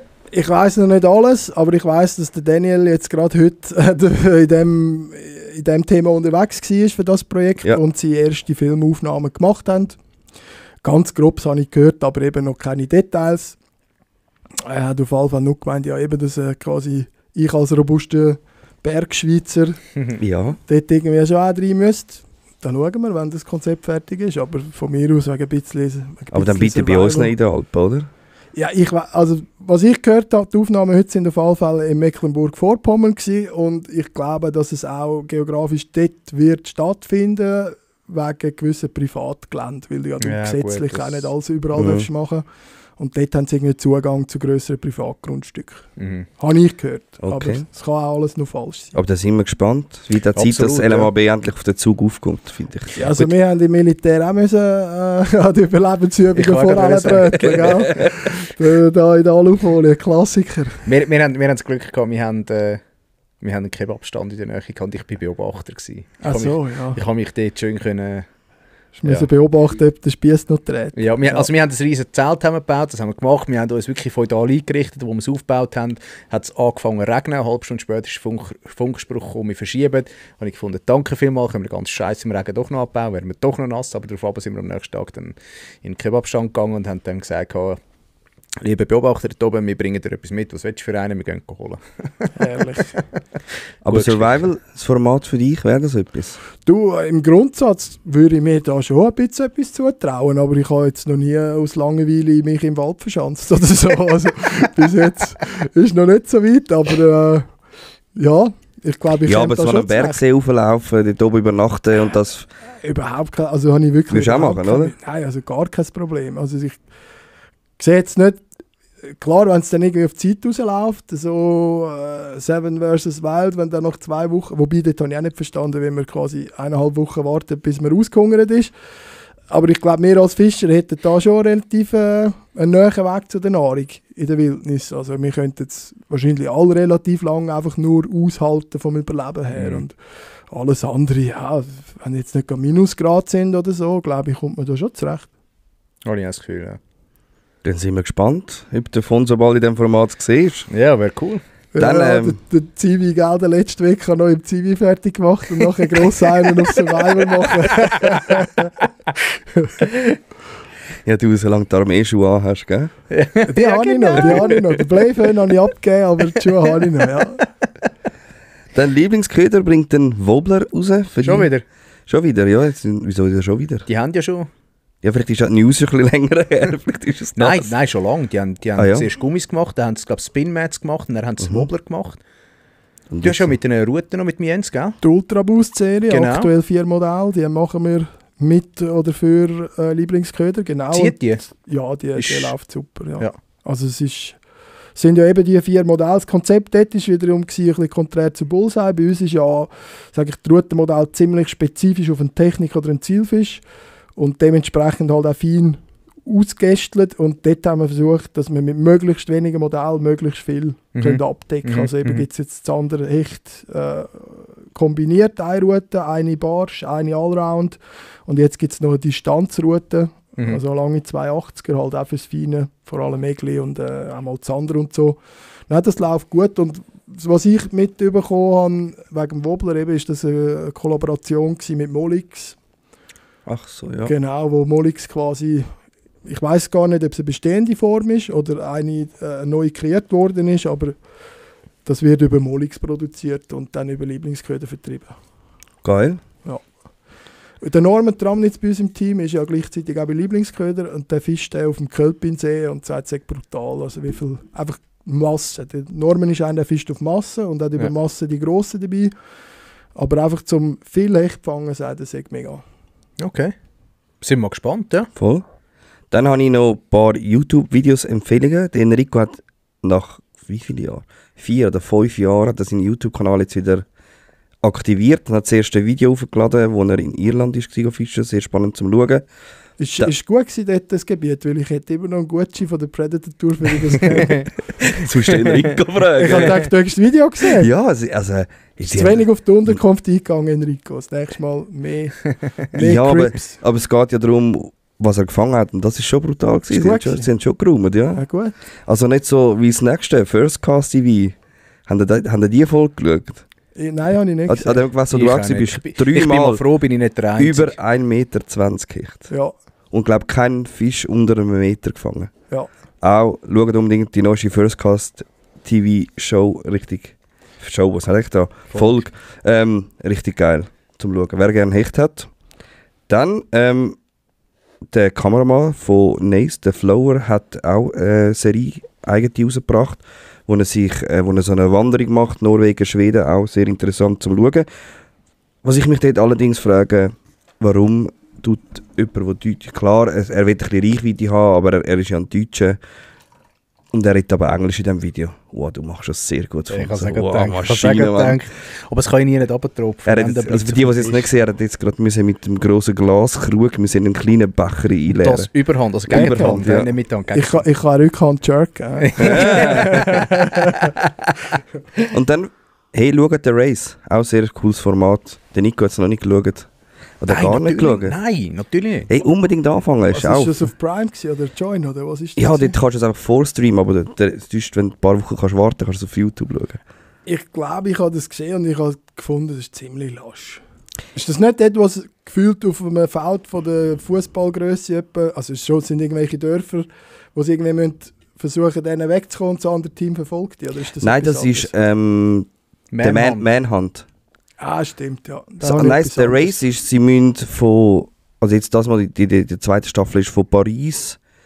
Also sie werden in Paris ausgesetzt, sie wissen aber nicht, wo sie sind. Sie erfahren das. erst, wo sie dort sind und müssen dann in die Türkei kommen. Hat es dort nicht einmal schon eine Staffel gegeben Doch. mit dem Klitschko oder so? Wo der, Nein, nicht. oder wer war dort dabei gewesen? Irgendeiner ist auf dem Jetski, wie ein Behindert am Schluss dort. Das ist aber eine andere Frage. Aber das würde passen. Ja. Mal, irgendein, vielleicht irre ich mich auch. Okay, nein. Also Okay, schau aber den mal Link musst du mir auch mal noch schicken. Ich schaue mal, vielleicht ist es Ja, etwas geil. ganz anderes. Ja, das wäre es mit meinen News und Okay. Empfehlungen für heute. Hey, dann würde ich sagen, geben wir das Wort unserem Gast noch, weil du hast jetzt so ein bisschen gehört, was wir erzählt haben. Hey, Ja, ich habe selber am Fonso. meisten geredet. Fonso, hau raus, was wir alle da draussen nicht hören dürfen. Alles. Alles. Ich alles. weiß nicht, was ihr wollt hören, aber Gibt es ich habe irgendwelche Mutationen bei den Teamfischer? wir haben jetzt das Jahr nochmal ziemlich im Support aufgestockt. Ich mache das meistens so. Bei mir ist das halt auch. Es sind schon auch Freundschaften in dem Team rein, ganz klar. Und der grösste Teil sind wirklich jetzt langjährige Freundschaften, eben teilweise schon jetzt im 11. oder sagen wir im 10. Jahr, jetzt die wirklich im Team noch sind. Und von dem her ist mir das auch wichtig, dass der Vibe einigermaßen passt im Team. Du kennst es sicher selber auch mit Teams. Es ist immer so ein bisschen, es messen sich immer alle gerne nach oben. Also quasi, wenn der nichts macht und noch dabei ist, dann muss ich auch nichts machen. Ja, richtig, danke. Und was halt bei mir ein bisschen ist, ich würde jetzt behaupten, rein vom fischereilichen Know-how her habe ich aus meiner Sicht, kann jeder anders sehen, eines der stärksten Teams in Europa. Einfach von den Skills her, was Fische angeht. Eben gerade mit diversen Vollzeit-Guides wie René Berndt, der einfach seit Jahren seine Fischerei perfektioniert hat. Angelo Böhmer, halt eben mit einem Marcel Wiebeck, der einfach die guidet das ganze Jahr in Schweden oben, Thomas und Co. Da bringst du natürlich auch in der Entwicklung brutal viele Referenzwerte an. Wo du sagst, jetzt, wenn du allein an der viereibigen Route testen willst, da bist du in 3 Jahren nicht bei diesen Stunden. Wie wenn ich jetzt das 2-3 Vollzeit-Guides rausgebe und nach einem Monat machen wir mal Feedback-Runde. Und von dem her habe ich halt, sage ich mal, starke Fischer bei mir im Team und weniger so die in der ersten Reihe eben das Social-Media-Game gerne spielen. So ein bisschen auch, sind auch nicht alles die Jüngsten. Wir haben jetzt eben dieses Jahr ein bisschen verjüngt in Richtung Support und ich starte da eigentlich jetzt bis auf den Paul fast immer als Support, dass man sich mal ein bisschen kennenlernt auf B-Seite, sieht, wie das etwa läuft, was erwartet wird, kommt man zurecht miteinander und wenn man sieht, dass es funktioniert, kann man dann ausbauen, eben, dass man dann als Ambassador ins Team hineinkommt und vom Support rauswechselt, so gesehen. Dort haben wir jetzt ziemlich aufgestockt, ja. Sonst aber gerade jetzt gröbere Wechsel haben wir jetzt im Moment auch gar nicht. Eben in Österreich sind ein paar dazugekommen. Wir haben den Mani Bayer, ist frisch im Team, ist jetzt wahrscheinlich nicht so ein Begriff, aber er ist recht aktiv, Social Media in Österreich. Und der hat jetzt gerade an der Eröffnung mit dem Lamelli neue PB 1,22 und 1,15 Meter am gleichen Tag gefahren. Ja. Stabil, ja. Wow. Gerade mal abgeliefert. Sauber. Ja, nein, aber sonst ist das etwa das personell bei uns. Sonst habe ich ja seit vielen Jahren, bis auf wenige Veränderungen, die gleichen Leute dabei. Ja, und ist mir auch noch wichtig. Also natürlich, ihr seht es ja selber, es ist ein Karussell. Enrico geht dort, fängt dort an, vorher war er dort gewesen. Und dementsprechend, ja, habe ich gerne über längere Zeit die gleichen Leute, wo man weiss, wo ist man dran und auch dort ist nichts ausgeschlossen. Man läuft immer die gleichen Leute wieder über den Weg, also ist mir auch immer recht, wenn es irgendwie ein Ende gibt, dass man sich da im Guten trennt, weil die Chance, dass man in dieser kleinen Branche und Subkultur wieder aneinander geraten, ist relativ hoch. Das ist sehr gross. Ja. Darf ich etwas fragen? Musst du es nicht beantworten, wenn du willst? Als Teamfisch, ich sage jetzt gerade so, Region Deutschland hauptsächlich, verdient man etwas? Wird man entlöhnt, wenn man so will? Ist es bei dir auch so? Ja, also es gibt da vom bis. Ja. Ich versuche halt, oder für mich ist Lohn in einer gewissen Abhängigkeit zur Leistung. Das geht bei mir so weit, dass ich auch Leute angestellt habe in einem Vertragsverhältnis, wie jetzt andere 40 oder 60% Stellen haben für die Firma, für gewisse Sachen. Aber das ist sehr individuell. Und ich bin, wie soll ich sagen, ich halte mich auch da ein bisschen aus dem Kuhhandel raus, sage ich jetzt, indem man eben die teuren Transfers macht wie im Fußball. Ich würde fast behaupten, der Bullseye war ein bisschen ein Sprungbrett für den einen oder anderen. Also wenn man jetzt zurückschaut, der Johannes Gasser, der war früher auch in diversen Posts von uns zu finden gewesen, mit Tipwhip und Jigwhip und Beast. Also dem haben wir auch relativ früh Chancen gegeben. Der Brosef übrigens, der hat jahrelang Bullseye gefischt. Okay. Ah ja? Ja, da war er noch in Schweden als kleiner Milchbub-Praktikant mit Thomas gewesen. Und wir haben ihn dort damals schon supportet. Das ist jetzt, eben, das wird etwa 8, 9 Jahre, oder warte, 16, ja, 9 Jahre würde ich sagen. Vielleicht. Müsste etwa, ja. Ja, aber vielleicht ist es ein Jahr, 2 später gewesen. Aber irgendwie in diesem Bereich rum. Und mir ist da auch klar, dass man nicht jeden auf lange Sicht behalten kann. Aber ich glaube, ein Stück weit haben die Leute auch Spass im Team und schätzen eben auch das Loyale und das Freundschaftliche. Ja, aber... Und dann rückt das finanziell in den Hintergrund, mehr oder weniger. Also vor allem gerade so. Es ist halt einfach immer die Frage, welchen Payoff hast du, oder? Ich hatte die Diskussion viel bei mir im Team gehabt. Gerade in dieser Zeit, wo das Social Media aufgekommen ist, nehme ich jetzt mal als prominente Beispiel Yoshi und Maxi. Also da haben wir Leute im Team gehabt, die halt an mich getreten sind, so, ja, schau mal, was die jetzt für Deals haben und so, wo es dann zu ZEC gewechselt sind. und quasi, ja, schau mal, was die bekommen und ich kann viel besser fischen. Und ich würde das unterschreiben. Der Typ hat damals auf Alpha besser gefischt wie die zwei. Nur der Unterschied ist halt, die zwei haben sich vorher über Jahre eine eigene Fanbase, eigene Zuschauer, ein eigenes Publikum aufgebaut. Der Rucksack gefüllt. Ja, und die sind am Schluss das Vehikel gewesen für die ZEC an das junge Zielpublikum. Ja. Und es ist nicht der ZEC an 2 No-Names angetreten und hat gesagt, hey, ich habe jetzt Lust, jeden von euch 30'000, 40'000 Euro zu versenken, um zu schauen, ob wir aus euch eine Internetpräsenz machen können. Es ist andersrum. Und das vergessen viele, oder? Auch jetzt bei einem Enrico. Bei einem Enrico sehen die meisten die letzten paar Jahre. Ich bin so gesehen mal Kollege mit dem Enrico. Er hat ein paar Jahre vor mir das gemacht, haben wir Aussendienst für Jensi gemacht. Das hat Enrico auch lange gemacht. Gell, du bist aus Ja, ich habe zeitlang noch Jensi-Vertrieb gemacht für die Schweiz. Er ein paar Jahre vorher für Deutschland einen gewissen Raum. Also er ist einfach auch seit Jahren konstant dran gewesen. Halt jetzt nicht so ganz an der Front, weil es die Rolle damals auch noch nicht gegeben hat, aber nachher hat er dann mit Predax noch seinen eigenen Brand gestartet, den hat er dann rechtzeitig verkauft und so ist er dann auch von einem eben von Westin, LMAB, jetzt zu Fox. Und von dem her, ja, wie soll man sagen, also du kannst deine Fische schütteln auf Instagram, da geht kein Euro oder Franken ab einem Like runter. Und von dem her denke ich, muss man das schon sehr individuell betrachten. Aber es ist mittlerweile echt krass. Ich komme ja mit über, was für Beträge da fließen.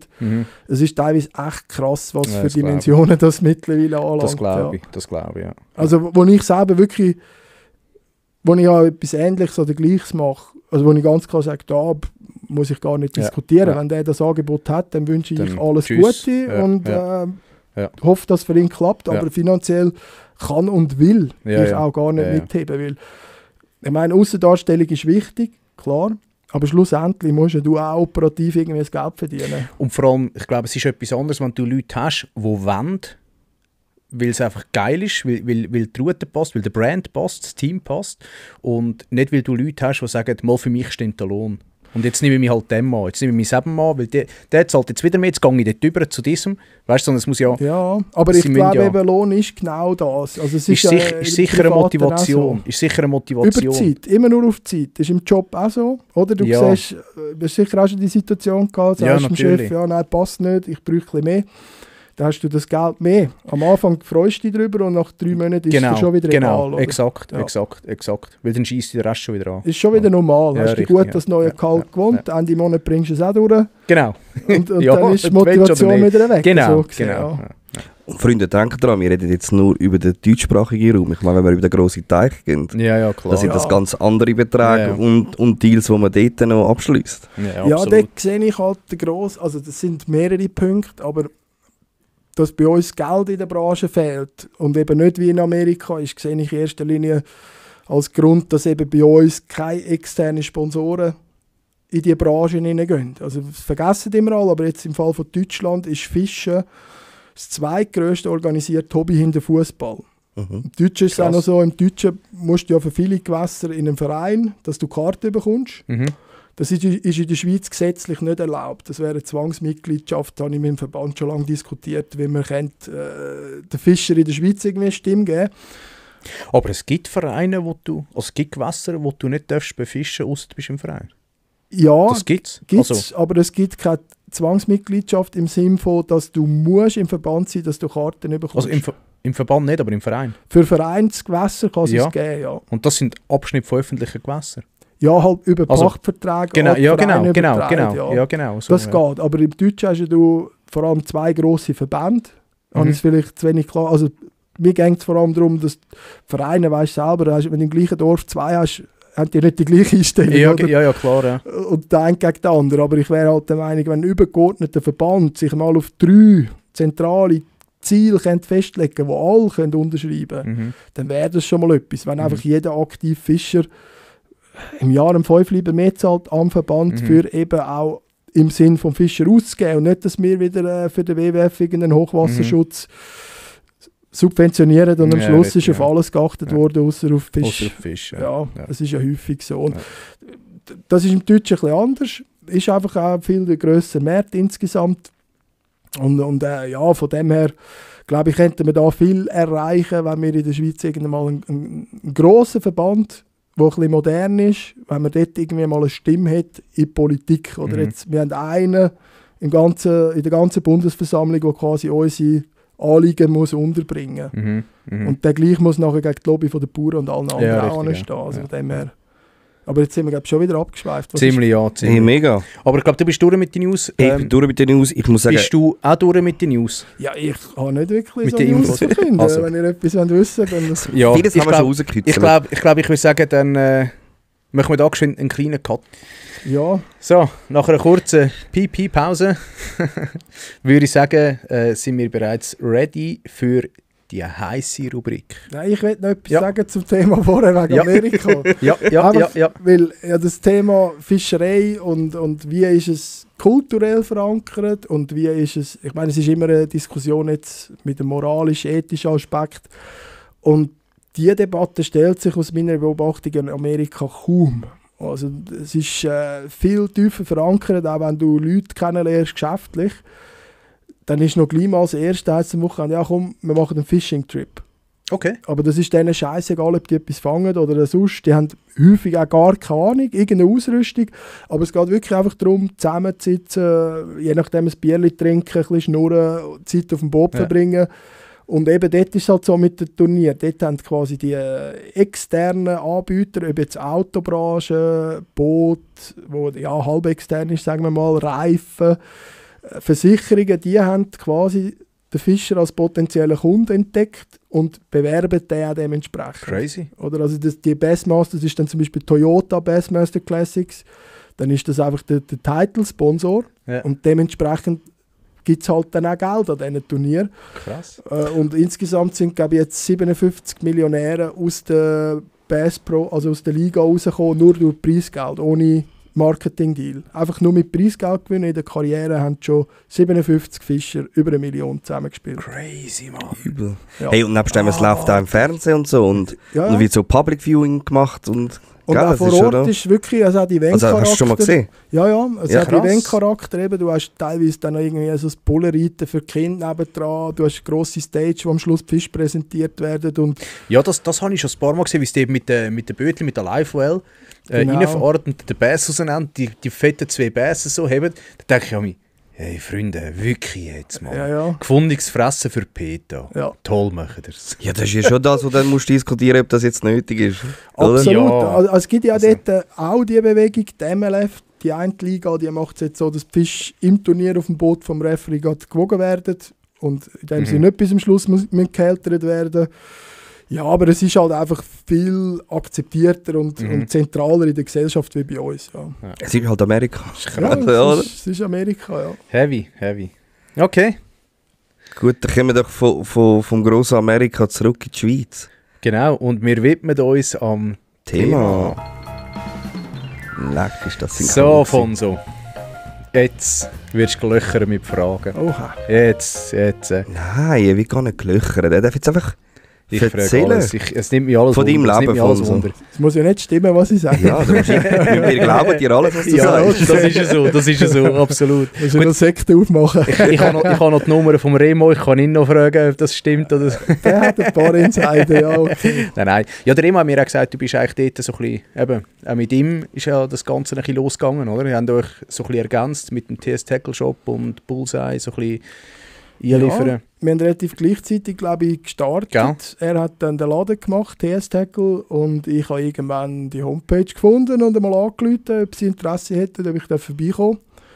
Und aus dem heraus ist wirklich eine langjährige, gute, tiefe Freundschaft entstanden. Ja. Und er hat recht auf deine Route gesetzt, das weiss ich, als ich mit ihm Ja. war. Das ist wirklich schön gesehen, wie es schön liegend ausgestellt sind, zusammengesteckt und Bullseye sehr gross eigentlich. Ja. Ja, und das ist auch generell, würde ich sagen, einfach so von der Einrichtung der schönste Shop Mega. in der Schweiz. Ja, Also ja. es ist halt, wenn 2 Schreiner zusammen einen Laden machen. Ja, es ist so. Und es der ist eine so. ist noch, wie sagt man dem, Perfektionist. Oberflächentechniker. Oder Ja, das mit stimmt. Lackieren und Oberflächenspezialist, ja, das stimmt. So. Also dem her, das hat schon fett ausgesehen. Absolut, ja. Aber kommen wir doch vom Genau. Remo zuerst zurück zum Urknall. Ja, Wo hat es dich gecatcht Genau.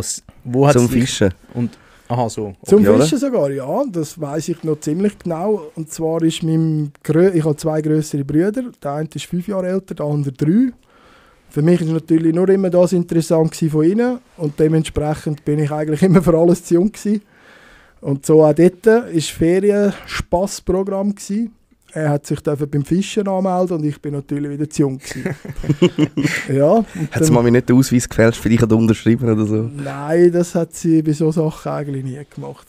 Wenn, dann haben wir selber gefälscht. Ein paar Jahre später dann, ja. Nein, und dann hat er dort den Kurs gemacht, hat so ein blaues Heftchen bekommen, mit allem Möglichen, wie das früher war, Knotenkunde, ein bisschen Fischbiologie, Artenkunde und so einen fetten Drahthaken, der war wirklich riesig gewesen. Und dann haben wir dort halt Blättchenknöpfe und alles Mögliche geübt.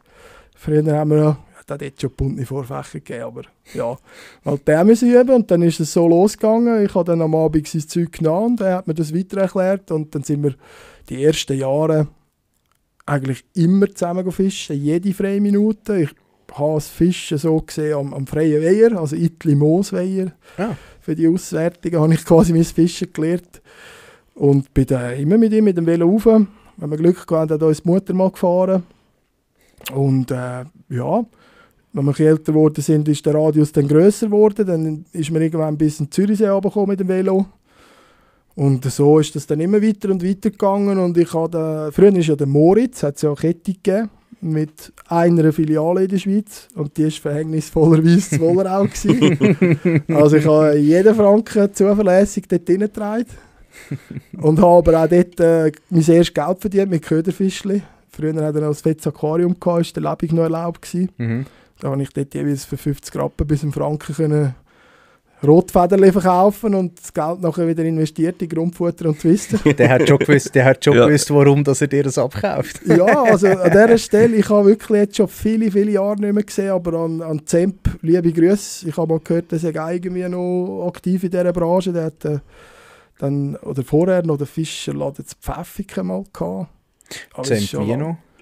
Ja, das ist jetzt eine gute Frage. ich glaube, etwas mit M echt. Marco. Ich bin aber auch nicht mehr sicher. Aber ja. Auf jeden Fall war das damals ein alter, grosser Mann gewesen. Wahrscheinlich ist er gar nicht viel älter wie wir, aber wir wissen ja, das ist als ja. Kind. Ja. Okay. Stark. Ja, nein, so bin ich dazugekommen. Und dann hat mein Bruder irgendwann später das nicht mehr so spannend gefunden, hat dann auch aufgehört zu fischen. Ich habe dann während der Töffli-Zeit und so Ausgang plötzlich die Mädchen interessant werden, habe ich dann auch tatsächlich ein paar Jahre Pause gemacht. Ich habe damals sehr viel Musik gemacht und es war eigentlich die Entscheidung, ob wir jetzt bei der Musik wirklich professionell Weg einschlagen und das Risiko eingehen oder nicht. Und wir haben so ein bisschen den Ehrenkodex gehabt, Weiterbildungen, Militär und so, wir lehnen alles ab, Rock'n'Roll. Und wie es halt auch wieder ist, mehr wie eine Person sind uns dann nicht so einig gewesen. Da ist der erste gekommen, ja, ich muss jetzt Lefty machen im Militär, dies ist studieren. Dann habe ich gefunden, ja, dann ist jetzt irgendwie auch da, was will ich jetzt? Da muss ich auch nicht mehr schauen. Und habe dann auch noch das Abendstudium angefangen und wieder vermehrt angefangen zu fischen. So bin ich eigentlich dann von der Musik wieder zurück ins Fischen. Was hast du für Musik gemacht? Oder was haben der für Musik gemacht? Ja, also ich bin Schlagzeuger, hauptsächlich Rock- und Metal-Bands, die ich hatte, ja. Vorbilder? Schlagzeugtechnisch meinst du? Ja. Ja, was soll ich da sagen? Ich bin ein riesen Vinnie Paul-Fan von Pantera. Okay. Ich finde einfach, der hat also ziemlich einen der fettesten Groove gehabt in dem relativ schnellen, harten Sound, weil meistens ist, oder häufig ist dann halt nur noch Grigel. Also ich finde, den habe ich immer extrem geil gefunden. Dann früher Mike Terrana von Rage. Ja. Ja, so ein bisschen die. Okay. Ja. Cool. Es haben doch ein paar mit Musik und Fischen zu tun. Also, du ja auch. Mehr als man denkt. Der Robin ja auch. Ja. Der Enrico ja auch. Der ist übrigens auch Schlagzeuger, neben dem Rappen noch. Der Enrico? Ja. Echt? Ja, ist auch Schlagzeuger. Ja, hast du es gewusst? Nein, habe ich auch nicht gewusst. Mal, der macht auch. Oder hat früher auch Schlagzeug gespielt. Ja. Geil. Ja, ist cool. Sackstark. Ja, und dann ist das Fischen wieder interessanter geworden in dem Fall. Ja. Hast der Musik den Rücken zugekehrt und bist wieder zurück zum Fischen. Genau, habe dann wieder vermehrt gefischt. Damals, also ich bin eigentlich Allrounder in dem Sinn, schon immer Fokus auf Raubfisch, aber schon immer alles gemacht. Und bin dann auch dort zuerst einmal hart ins Matchfischen abgerutscht. Okay. Also komplett mit Schweizer Meisterschaften und Quali für EM und WM und das ganze Zeug. Ah, wirklich? Ja, dort jahrelang gestippt. Beim Im AV Tinka, liebe Grüße da, die alten Vereinskameraden. Wir waren nur das Dritte, die Deutsch können, der Rest alles. Aber eine coole Leute, sonst alles nur Italiener und Portugiesen. Aber eine geile Truppe gewesen. Der Fonso als Stippfisch, Ja, das glaubt ja Vollgas. niemand. Sitzkippen und Schürzen, vorne bis oben braun, Nein, wirklich? am Würmschnetzeln. Ja. Mal, das habe ich jahrelang gemacht. Und dann eben Wow. Mädchen literweise und mal wieder einer im Auto irgendwo hinabgeht. Ja, alles erlebt dort. Nein, aber das habe ich intensiv gemacht. Aber irgendwann ist mir dort eben auch, der Witz ist wieder Gesetz in der Schweiz. Also zum im Schweizer Nationalteam sich zu qualifizieren, fischst du 6 Runden, 2 davon in Italien und 4 in Frankreich. Weil Nicht halt, in der Schweiz, weil in der Schweiz C und R nicht erlaubt. genau. Und dementsprechend die Schweizer Meisterschaft, wo natürlich nach unserem Gesetz ist, hat kaum Teilnehmer, weil die Ja, meisten natürlich. halt sagen, nein, ich gehe nicht Sitzkästenfisch abschlafen, nicht. Ja. Ich wollte sagen, ich kann mich nicht freiwillig in Handschellen legen. Ja, und dann ist es halt auch wieder eben das Thema von der Zeit. Wenn du ein bisschen vorbereitet sein willst, gehst du halt vorher dort auch mal trainieren. Also go anfüttern. Ja, auch ein grosses Thema, das Futter muss rein. Ja, nein, aber das habe ich wirklich intensiv gemacht, Okay, damals crazy. mit dem eigenen Trainer und alles. Und Ja, gerade so. ja, bin im Sommer einmal auf Ungarn, dort mit dem Trainer und der Agnes, sie ist, weiss ich wie vielfache Weltmeisterin bei den Frauen im Stippen, mit ihr zusammen einmal trainiert dort. Also, es hat Wie viel alt bist du erlebt, gewesen? bin ich gewesen. Ja, so, also Autofahren konnte ich schon können, relativ frisch. Ich glaube, das zweite Auto gewesen, so Anfangs 20 irgendwie. Ja. Okay. Okay, also da noch nichts eigentlich mit von Bullseye und etwas, nichts, ist mehr so ein bisschen wirklich noch in den Anfang gewesen. He? Also wir haben halt immer nebenbei Raubfisch gefischt und auch dort eben, du hast es häufig so in den französischen Gewässern oder ist egal wo, aber dort hast du halt oder auch mal normale Bestände, hat es teilweise auch Raubfisch drin, so in einem Carpodrom in Italien nicht. Aber dort war es auch häufig so gewesen, du hast lange Zeit viel weniger Biss auf deinem Futterplatz, dann rührst du mal einen Gummifisch durch, fängst einen Hecht und dann geht es wieder weiter mit dem Weissfisch. Und auch dort, wir haben halt am Abend und so, haben wir immer unser Raubfischprogramm gemacht in dem Sinn. Und habe dort, oder bin dort so etwas wie Teamangler gewesen, würde man heute sagen, von einer Marke, die mich eben unterstützt haben. Die haben ein riesiges Sortiment fürs Weissfischen gehabt, aber auch für Raubfisch. Und aus dem heraus bin ich dann quasi so Teamangler gewesen. Dann hat irgendwann die Qualität nicht mehr so ganz gepasst von diesen Produkten. Habe das nicht mehr können mit gutem Gewissen weiterempfehlen. Habe dann auf dem Markt mich frei von Budget durch alles mal durchgefischt, was es so gibt. Auch nicht das gefunden, was ich mir vorgestellt habe. Dann habe ich angefangen selber mit Routenbau. Aber du bist halt gleich immer limitiert auf Blanks, die du vorauskaufen kannst. Also das war, wo du immer noch am Stippfischen warst? Ja, ich habe dort die ersten paar Jahre habe ich auf alle Fälle noch gestippt, ja. Ja. Aber bist du schon bei Raubfisch gewesen, wo du durchgetestet hast? Oder ist das noch auch mit Stippen und Das all? war kombiniert gewesen. Also ich habe dort nach außen mehr, bei uns natürlich ist Stippen eh nicht so das Thema, oder? Also ich habe dort viel mehr Promo gemacht für die Raubfischprodukte. Okay, ja. Aber es war der gleiche Hersteller gewesen für das Weissfischzeug und Wie heisst der? Energofisch aus Ungarn. Energofisch, ja. Okay, Ist sehr im gut, Osten wirklich ein riesen Brand. Also Rumänien, Ungarn, Polen und so sind Ja. die wirklich gross. Und ja, haben eben bin über die Connection dann quasi dort reingerutscht. Mhm. Ja, und irgendwann ist es einfach zeitlich kaum jetzt vereinbaren gewesen. Oder eben, wenn du gehst trainieren, willst du irgendwann dein Raubfisch, Entspannungsfischen noch machen. Dort auch schon mit einem Fuß richtig Turnier gerutscht und dann irgendwann fehlt die Zeit, ja. Aber an sich ist es von dem ausgegangen. Dann habe ich eben halt blanktechnisch einfach nie das gefunden, wie ich es mir vorgestellt habe. Und habe eigentlich nur für mich so, dass ich es gemacht habe, versucht, mit einem Hersteller zusammen Blanks zu bauen. Und habe dort dann auch gewisse Serien gesampelt. Und aus dem ist am Schluss Jigwhip entstanden. Ohne Businessplan oder Verkaufsabsicht oder irgendeine eingetragene Firma. Das habe ich alles nur nebenbei einfach so für mich gemacht. Habe dann irgendwann den Lieferanten überzeugen, die Modelle, die ich gemeint habe, in einer Mini-Serie zu fertigen.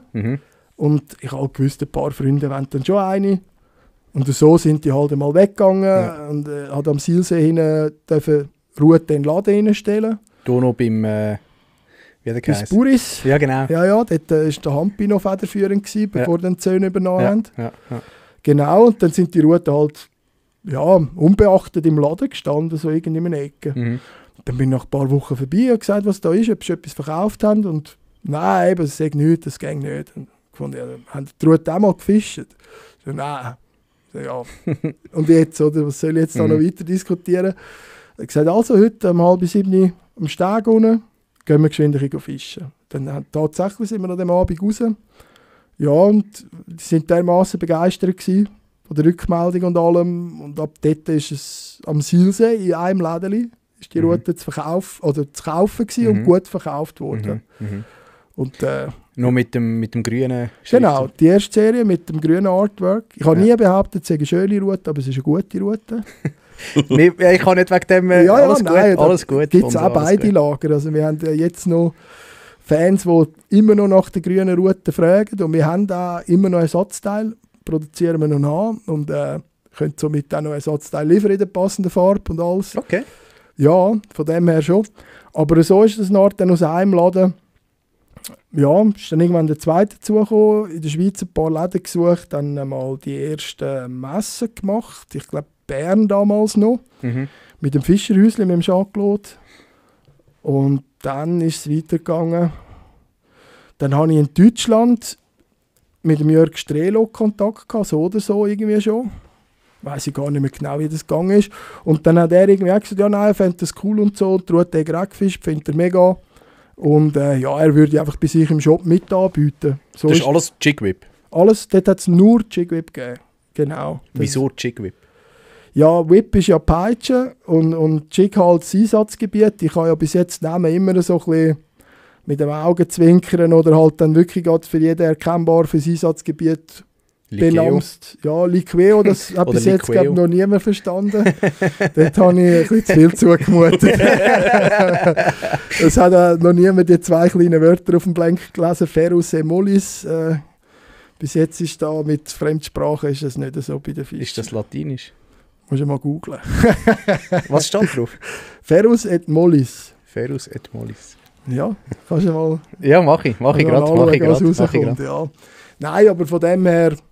Ja, ist das alles noch mit der Jig-Whip gewesen. Und Deutschland ist natürlich klar, die Masse der Raubfischfischer ist irgendwo an einer Buhne am Zandenfischen. Mild und sanft. Siehst du? Wow, okay. Also, ja. Erklärt auch warum das der Paul war mit dem Hecht, mit Liqueo. Ja. Ja, erklärt auch dort seine Beschreibung nachher von der Route, dass sie doch so viel mag aushalten und dass man aber doch so viel spürt bei so einer Route. Also dass sie eben doch relativ fein ist, aber halt doch mag standhaben. Ja, und du weißt selber, es wird halt bei Routen viel mit gewissen Begriffen um sich geworfen, schnell und noch schneller und noch schneller. Ja.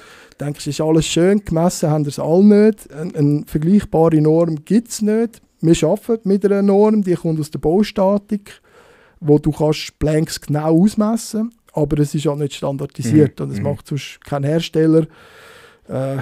Ja, von dem her ist das halt einfach so ein Kampfbegriff, aber ich sage immer, es ist wie beim Kochen. Also das Filet ist wahrscheinlich das geilste Stück Fleisch, so, wenn wir uns so ohne Thema darüber unterhalten, aber wenn ich sage, ich mache ein Goulash, dann kannst du abfahren mit dem Filet. Also ja, ist einfach das Falsche, oder? Ist klar, ja. Und so ist halt jetzt eben die Liqueo eine sehr durchgängige Aktion, weil es eben für das Einsatzgebiet dann passt. Okay, spannend, ja. So, gut, Jig-Whip. Du bist der Erste, der es jetzt mal öffentlich gelöst hat. Ja, natürlich. Also für alle die da draussen, die nicht wissen, was es heisst, heisst es wild und sanft. Genau. Sehr widersprüchlich, aber halt doch vereint. Genau. Jig-Whip, Deutschland bist du. Ja. Von dort aus ist das dann weitergegangen. Da haben wir eben den Jörg Strelo mit seinem einen Online-Shop als Wiederverkäufer gehabt. Dann ist das zur Strelo GmbH geworden, mit dem Marcel Wiebeck als Mitarbeiter, den Shop ausbauen. Dann habe ich sie überzeugen, dass sie den Versand für mich machen, für Deutschland. Ich habe dann die ersten anderen Händler dazu bekommen, über Messen, die ich gemacht habe. Das erste Mal bin ich 15 oder 16 in Frankfurt-Oder gewesen. Das war die erste deutsche Messe. Ja, von dort aus ist das dann weitergegangen. Dann ist irgendwann das Volumen für Strelo zu gross geworden, um das nebenbei zu machen. Dann hat er den Platz nicht für das Lager bei sich vor Ort. Und ich habe ja früher ZEC exklusiv vertrieben in der Schweiz, mehrere Jahre. Vor Jensi oder nach Jensi? Das war vor Jensi und am Schluss noch 1-2 Jahre gleichzeitig. Ja. Also gerade als er gestartet ist, ich würde sagen 14 oder 15, vielleicht sogar 13, also irgendwie in dem Bereich rum. Und hat dann ihn genötigt, dass er für mich den Versand in Deutschland mitmacht. Also eine Zeit lang haben wir ZEC oder respektive Bullseye-Route mit dem ZEC-Aufkleber bekommen am Päckchen. Okay. Wir sind auch zusammen schon zu Asien und so, also wir haben auch dort eigentlich längere Verbindung gehabt und so, darum ist das entstanden. Irgendwann war dann für ihn das Volumen zu viel gewesen und er hat selber Expansion angeplant. Und nachher habe ich dann schon gleich in Deutschland in Seebruck das eigene Lager eröffnet. Dort haben wir eine coole Immobilie gefunden, dort umgebaut mit ein paar Büroplätzen und Lager. Und jetzt sind wir, ich würde sagen, doch schon 4 Jahre oder so, sind wir jetzt schon dort. Wir haben parallel in der Schweiz auch noch ein Lager betrieben, aber jetzt machen wir aktuell alles aus dem einen Lager. Ist einfach viel effizienter. Und wichtig noch für all die beim Fonso bestellen, bei Bullseye, hat man vorher gesagt, ich habe auch schon bestellt, ich habe die Lamellis bestellt und ich bin mir gar nicht sicher, ob ich eine Zollrechnung bekommen habe. Also Zoll übernimmst ja du, wenn sie in die Schweiz kommt. Also eigentlich mega Benefit, sage ich jetzt einmal. Also ist auch nicht selbstverständlich, weil normalerweise ist es ja so, dass wenn du irgendwo von Deutschland oder von der EU oder von Europa her bestellst, dass du nur eine fette Nachrechnung bekommst, je nachdem, wie es verschickt wird. Oder? Mit FedEx mehr als mit DHL, aber... Also. Nein, es ist natürlich klar, wir werden jemanden angesprochen eben mit der Swissness, ja, haben wir noch das Lager und kann ich mal bei euch vorbeikommen. Und wir haben ja keinen Showroom in der Schweiz. Und ich sage jetzt, es ist ein Schweizer Brand, wir wollen den Schweizer sagen, jetzt nicht schlechter behandeln wie einen anderen. Und das ist einfach dort so die beste Lösung aus unserer Sicht, dass der Kunde ganz normale Schweizer Rechnung über unsere Schweizer über den Hauptsitz bekommt, mit der normalen Mehrwertsteuer, nichts mit Zoll und so zu tun hat. Hast du Flagship-Stores in der Schweiz, wo kannst du sagen, hey, wenn ihr etwas von mir anschauen wollt, geht dort vorbei? Ja, wir sind jetzt gerade wieder mit diversen dran. Es ist ja im Moment gerade ziemlich Bewegung in dem März, sage ich jetzt mal. Klar, ja. Kann man so sagen, ja. Genau, aber es ist früher auch so gewesen, gewisse kommen, andere gehen. Und wir sind uns, glaube ich, einig, dass über die Corona-Jahre das Wachstum unverhältnismäßig war und hinten raus hat es halt die Handorgel wieder gestreckt und dementsprechend bereinigt. Also kannst du noch nichts sagen über Flagship oder so? Oder ja, wo irgendwie wo deine Serie... Also in der Schweiz ist eben tatsächlich das ein bisschen eine Hürde. Ich sage mal, der Endkunde ist für uns weniger eine Hürde als der Handel im Moment. Ja. Oder wir wissen selber, gewisse Geschäftsführer oder gewisse Fachhändler sind wieder in einer gewissen Konstellation zu Importeuren, Herstellern oder meistens mittlerweile selber in der Funktion tätig. Es ist ja fast so, dass die meisten Läden noch irgendeinen Import oder einen Vertrieb für etwas haben oder eben jetzt egal welche Marke. Und dementsprechend ist natürlich klar, wenn die in erster Linie ihre eigenen Produkte vertreiben. Ja, also ich könnte jetzt wirklich im Moment nicht sagen, geht dort hin, dort findet ihr alles. Aber es gibt schon ein gutes Netz an Händlern und sonst auf der Homepage findet man sicher alles. Sagen, ja, im stationären Handel ist es ein bisschen schwierig. Da müssen wir in einem halben Jahr nochmal reden, da haben wir sicher einen guten Partner. Deutschland läuft besser als die Schweiz? Ja, würde ich schon so sagen, ja. Okay. Gehen wir noch mal ein bisschen zurück. Sie sind schon sehr fortgeschritten in euren Fragen. Oder was du erzählst. Jetzt haben wir ja schon erzählt vom Lager etc. Aber irgendwo bist du ja mal auf den Namen Bullseye gekommen. Wie ist die Geschichte entstanden? Ja, dort war auch eine Connection halt in die Musik genommen. Mein Bassist damals ist so ein Endlosstudent, aber ich glaube mittlerweile hat er auch etwas abgeschlossen. Und sonst auch nicht. Also, vielleicht auch ist auch okay, oder? Ja, eben, sonst halt nicht. Aber der hat so ein bisschen Grafikdesign gemacht. Und dann war es so, ich habe einfach das Gefühl gehabt, ja, ich muss jetzt irgendeinen Namen, ein Logo haben. Hast du Zeit? Ich glaube am gleichen Abend oder sicher in der gleichen Woche noch vorbei. Haben wir dort bei ihm am Stubentisch noch daheim gewohnt, am Laptop schnell etwas zusammengebastelt. Ich habe halt gefunden, Bullseye, ja, ist ja genau in die Mitte, oder? Einfach das, was es braucht, so auf den Punkt. Und weder grosse Connections zu Dart oder sonst etwas im Kopf gehabt. Und aus dem muss er dann einfach das erste Logo designt. Das war ja der Zander, der das Vaterkreuz auf dem Auge hatte, mit dieser so ein bisschen Horrorschrift und auf der Verpackung. So ja, genau, so ein bisschen aggressiv auch. Und ja, so ist der Name dann eigentlich einfach da gewesen, ohne so wirklich tiefe Bedeutung. Spannend, ja.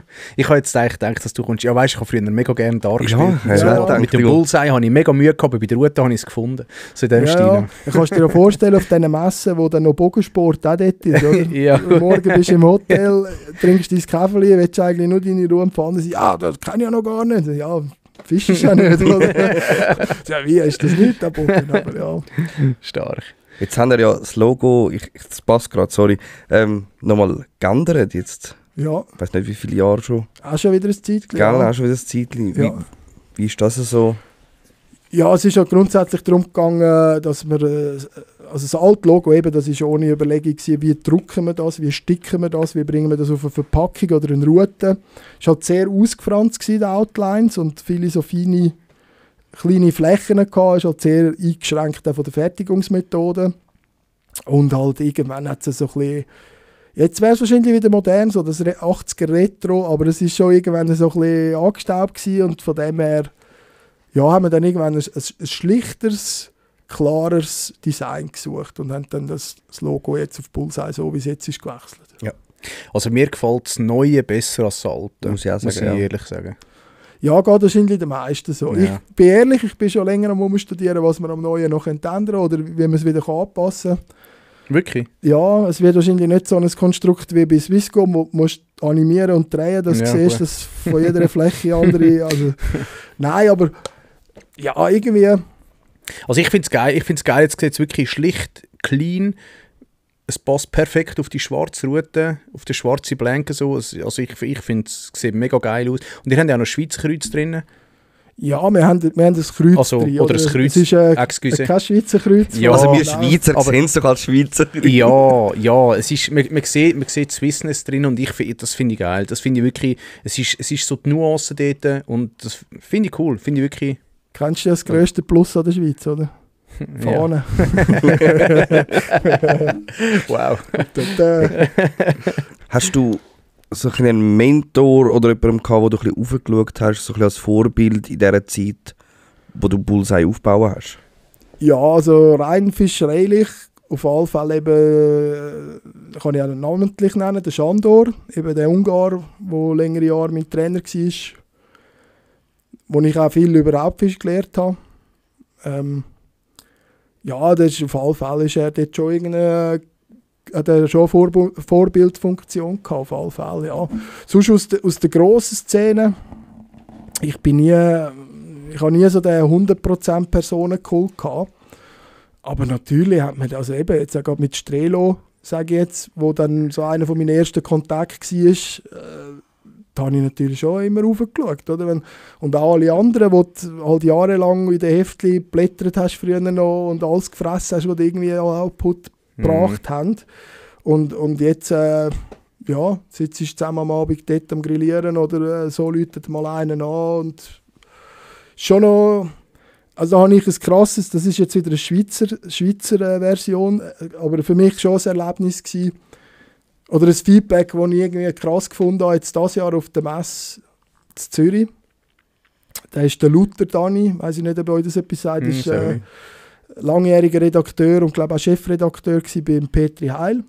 Und so ein bisschen der Trüschen-Papst. Er hat den Fisch massiv erforscht. Und früher habe ich halt von ihm immer alles reingezogen, wie es nur geht. Und es war wirklich eine coole Ware, was er gemacht hat. Und ich habe natürlich auch schon Jahre nicht mehr gesehen. Und dann kommt er jetzt in Zürich auf mich zu und streckt mir die Hand aus. Und ich habe irgendwie schon das Gesicht gekannt, aber ich habe es nicht zusammengebracht. Dann sagt er eben, ja, und so und so.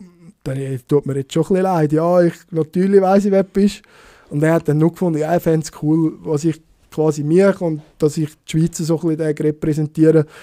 Und das ist schon noch, ja, finde ich doch irgendwie noch ein spezieller Moment, weil in der Musik ist es mir ähnlich gegangen. Also es war auch so, die Band, die ich als erstes Konzert schaue, auch wieder in Begleitung mit meinem grösseren Bruder. Bei denen habe ich nachher selber gespielt, ein paar Jahre später. Und irgendwie ist das so ein bisschen ähnlich. Aber ich habe nicht so den riesen Personenkult, aber so die klassischen Namen, die man also klar, ein Strelo, ein Uli Bayer ist für mich immer ein sehr kompletter Angler gewesen, weil er halt alle Zielfische wirklich gut und selektiv befischt hat. Ja, so die klassischen Namen halt so aus unserer Zeit, ja. Ich wollte jetzt da nicht schleimen, aber ich muss es jetzt sagen, weil es einfach passt. So ist es mir gegangen in Berlin. Ich habe dich in Berlin gesehen, du kommst ich glaube, im Johannes Texan, du kommst auf mich zu und sagst mir, hey Oli, wir müssen das mit dem Podcast machen. Und ich habe gedacht, so krass. Also weißt du, so, für mich bist du auf einem anderen Ding als ich jetzt. So, für mich ist das so auch mega beeindruckend gewesen, dass du gewusst hast, wer ich bin und was ich mache. Darum eben auch, wir haben eine Prominenz da, die ich noch nie in der Hütte hatte. Ich finde das geil, ich finde es wirklich... Ja, also danke da fürs Lob, aber grundsätzlich, es ist halt wirklich jeder am Ende nur oder ein Mensch. Ja, richtig, also, richtig. Das finde ich eben noch krasser beim Fischereilichen. Ich meine, du denkst halt, die müssen so viel mehr wissen oder können. Und natürlich haben die ihre Erfahrung und Wissen und alles, aber wenn du mit den Leuten am Wasser stehst, siehst du halt, die kochen wortwörtlich nur mit Wasser. Und man sieht es jetzt durch die Videoturnier, da kann am gestandensten mit Legendenstatus kann einfach ein Nuller passieren, wenn es blöd so läuft. Und definitiv. Schlussendlich muss jeder können fischen und gewisse können halt einfach gewisse Sachen besser oder haben halt eben mehr Glück. Und gutes Bauchgefühl, das brauchst du auch. Oder Bauchgefühl, genau, richtig, absolut. Hey, warum Ruten? Warum nicht einfach nur Köder zum Beispiel? Oder? Weil ich Köder nicht verkaufen kann. Darum der Lamelli. Okay, nein, falsches Beispiel. Warum keine Rolle? Nein, warum Ruten? Wieso? Ja, also für mich ist halt schon die Rute, also gerade eben, das ist ja aus dem Zanderfischen rausgekommen und es ist ja bei anderen Techniken und Zielfischen auch nicht anders. Die Rute ist schon so mit die essentielle Verbindung von dir zum Fisch. Und ich sage eben halt der Zeigefinger oder das Auge auf dem Gewässergrund. Und wenn dort hinten nichts ankommt, macht es keinen Spass. Aber eine gute Rute mit einer scheiß Schnur ist ja auch nicht... Oder mit einem Silch, mit einem... Weißt, wenn du Spinfischen, hängt mich vielleicht viel auf. Ich fische Baitcaster mit geflochtener Schnur, mit einer 8-fach geflochtener Schnur. Ich bin nicht der 4-fach geflochtene Typ, auch nicht der monophile Typ. Aber ich finde einfach, wenn du Baitcaster oder wenn du allgemein im Spinfischen ein Mono oder ein Fluo drauf hast, du verpasst die Hälfte. Aus meiner Sicht. Rein vom Gefühl. Und klar, die Rute ist ein Dreh- und Angelpunkt, okay, aber ich finde genauso die Schnur wichtig. Ja, das ist natürlich auch wichtig, aber auch dort ist der Einfluss vom Fischen selber aufs Gespür und auch was kann schief gehen oder nicht, glaube ich, ist deutlich kleiner.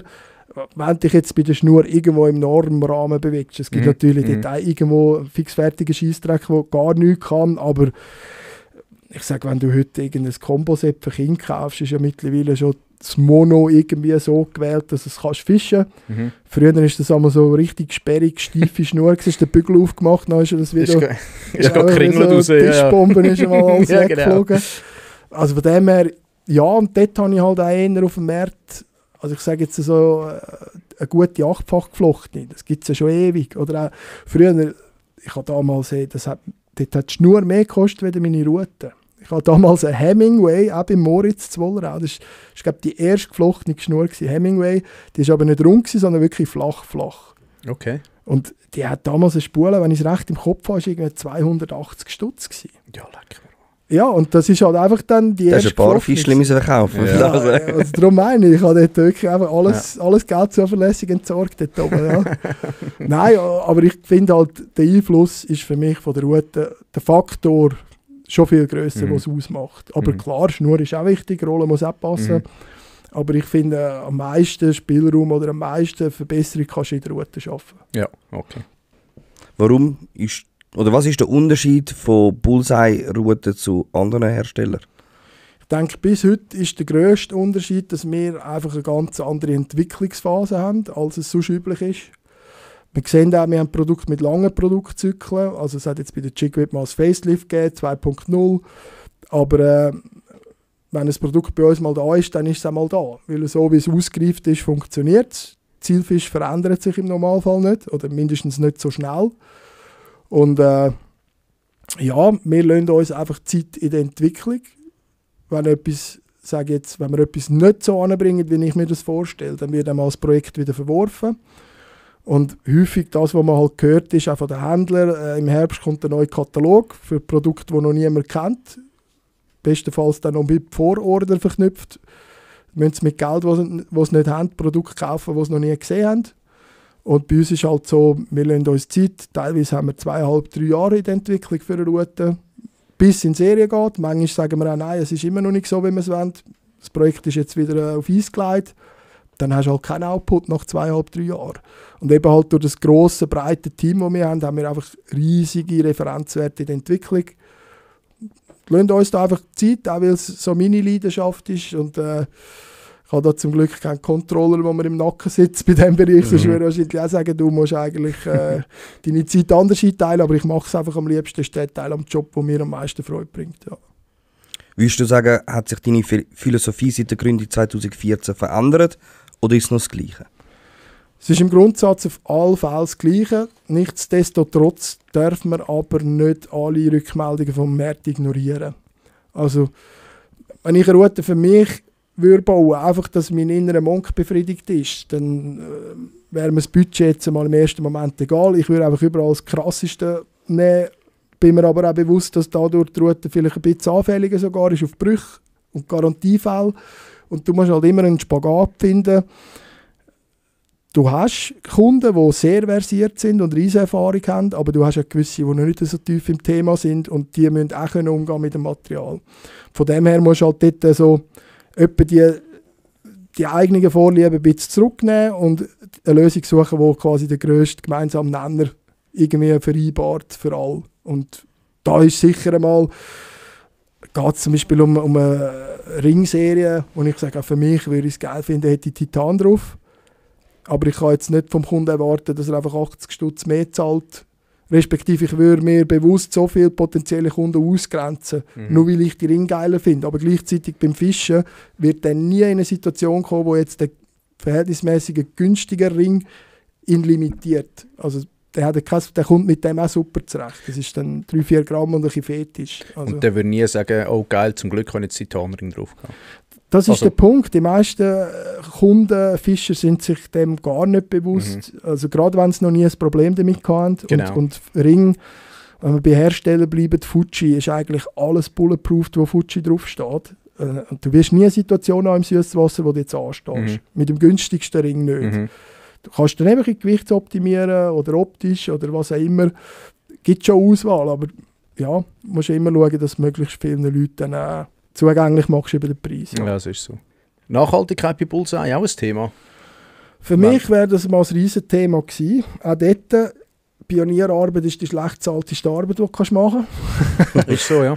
Ja, und ich habe sehr früh mit dem Goofy damals gestartet. Genau, der ist ja auch so dehnbar wie Toppis.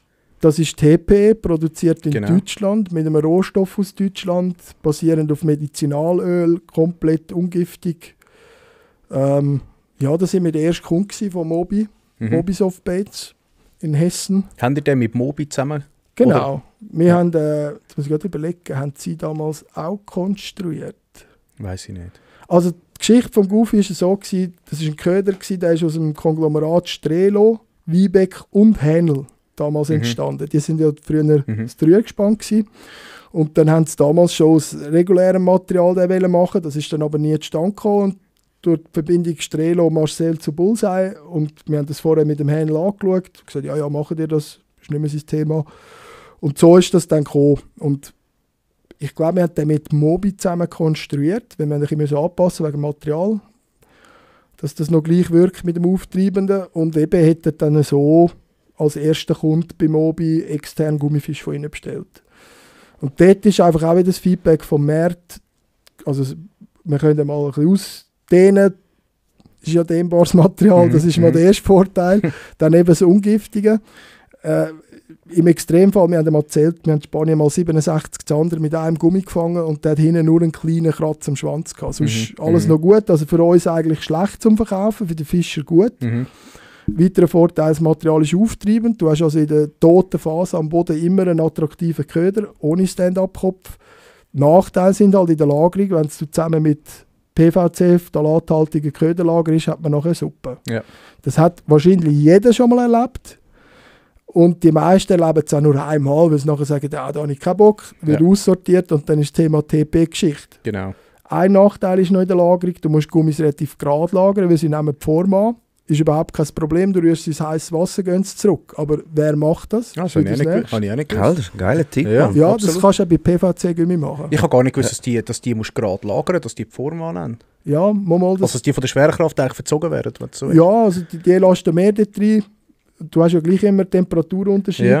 Und dann passt sich das an, so wie es crazy. liegt, sind es nachher. Okay. Aber geschwind ins heißes Wasser und dann ist das wieder wie am ersten Tag. Ja, geil. Okay, habe ich auch nicht gewusst. Ja, kann man machen, aber ist halt für die meisten Ja, zu viel verlangt, ja, oder, der ja. Aufwand. Ja. Und darum ist am Schluss das Umweltbewusstsein noch nicht so gross wie die Hürde im Handling. Und es kommt natürlich der Preis auch noch, es ist Ja. ein bisschen teurer als PVC. Du hast jetzt neue Righeads, die du ja geplant hast, Ja, die ja, glaube noch nicht gekommen sind, wenn es mir recht ist. genau, die kommen noch. Wann kommen die?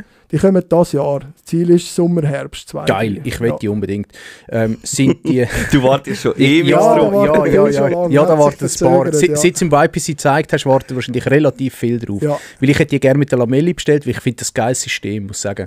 Bin ich absolut überzeugt davon. Sind die Blei oder Tungsten? Beides nicht.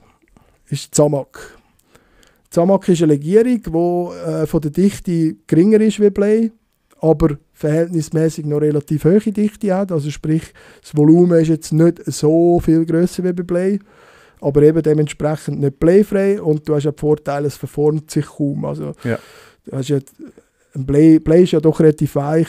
Wenn du das irgendwo anrührst oder auch etwas, ein Cebu hast aus Blei, dann verformt sich der Schlitz vom Snap und so. Die wunderbaren Brücken in Amsterdam. Ja, Ja. die sind auch für so einteilige Holzjerks immer gut. Ja, genau. Das ist Ja, nachher zweiteilig, ja. ja, genau. Okay, stark. Ja, nein, das ist bleifrei alles. Ja. Ich habe jetzt übrigens gerade heute, ist jetzt noch passend, habe ich noch einen Artikel gelesen. Es war ja ein europaweites Bleiverbot geplant gewesen. Ist durchgehend. Ja, wir sind wieder am gleichen Punkt, Ja. wir haben einfach keine Lobby. Ja. Also es geht jetzt so weit, für die Fischerei wird's, für die Sportfischerei wird es so weiten Teil umgesetzt. Ausgeschlossen sind Sinker, also alles, was im kommerziellen Fischfang eingesetzt wird, über 1 Kilo. Wo du sagst, ja, dort kommt es ja erst recht drauf an, weil da können wir ein paar hundert Chickköpfe abreißen. Und alle Beschwerungsgewicht an Fischernetz, wo wahrscheinlich den grössten Ja, Teil ja, ausmacht. ja, oder? ja, Also es ja, ist ja. wieder, sieht halt, wo die Lobby ist und wo nicht. Mhm. Ja, finde ich ist ja. Weißt du, auf wann das... Nein, also das Datum ist eben auch noch nicht, es wäre ja schon Ja, lang. eben. Und dann noch ein kleiner Einwurf zum Thema TPE-Köder. Es zählt unter Sportartikel, was wir machen. Mhm. Und da gibt es auch schon ein gültiges Gesetz, seit 2017, 1. Juli, europaweit, dass Köder, die auf Phthalathaltung sind, Weichmacherhaltung sind, nicht erlaubt sind. Bis jetzt hat es noch niemand getestet, aber ich bin gespannt auf das Ergebnis. Okay, Ja. spannend. Also spannend. theoretisch könnte es passieren, dass in ein paar Tagen die Läden leer sind mit Gummi. Ja, dass nur noch weichmachenfrei darfst. Es wäre gängiges Gesetz. Ja. Absolut, absolut. Ich glaube, es wäre nachher... Das Umdenken muss irgendwie stattfinden, aber eben, solange man noch kann Blei kaufen, solange man noch kann PVC-Köder kaufen, also mich würde es recht anschiessen, wenn das würde kommen.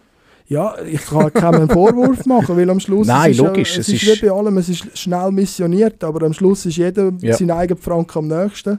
Absolut. Und wenn du jetzt weißt, du gehst Zander fischen, rechnest das 3, 4, 5, 8 Gummi abreissest, dann schaust du, dass du es Absolut. Ja, finanziell überlebst. Genau. Das Herr, ist ich so. schaue ein bisschen auf die Uhr. Und Hey, ich ist habe schon noch sehr eine Frage. fortschrittlich. Eine Ja, warte, Frage. ich habe einfach sagen, hast du 2, 3 Fragen noch? Eine. Eine. Ich habe auch noch eine, Eine. bevor wir zu der Community-Frage kommen. Ja, lassen wir ihn noch schön nachschenken mit seiner Jetzt muss er halt viel reden, gell? Elegant, ja. Der Lamelli ist ja, haben wir vorher schon ein bisschen besprochen, ist ja ein Köder, der sehr schwierig ist zu vermarkten. Das Marketing ist nicht ganz einfach. Du hast gesagt, eben, Gummiköder verkaufen kannst du nicht. Anscheinend, ja. Wieso, also wie bist du aufs Design gekommen vom Lamelli? Du hast schon mal gesagt, er hat einen runden Kern innen dran und ein bisschen Massen und so für Hecht. Aber wie, also ich frage mich einfach, wie kommt man auf so eine Darstellung von dem Köder? Also es gibt ja schon viele ähnliche und geschlitzte Köder auf dem Markt, aber ich sage jetzt mal, nach meiner Ansicht ist das Konzept nie so ganz durchgesetzt worden. Also du hast zwar bei vielen eben irgendwelche Bauchlaschen, wo sie dann ein bisschen flexibler machen, auf eine Achse, wo ich sage, beim Jiggen ist die gar nicht relevant, auf und runter. Mhm. Das ist ja dann eher wieder bei vertikaler Köderführung ein Thema. Und so sage ich, hat irgendwie auch aus meiner Sicht vielen Ködern ein bisschen etwas gefehlt oder hätte man noch anders machen können.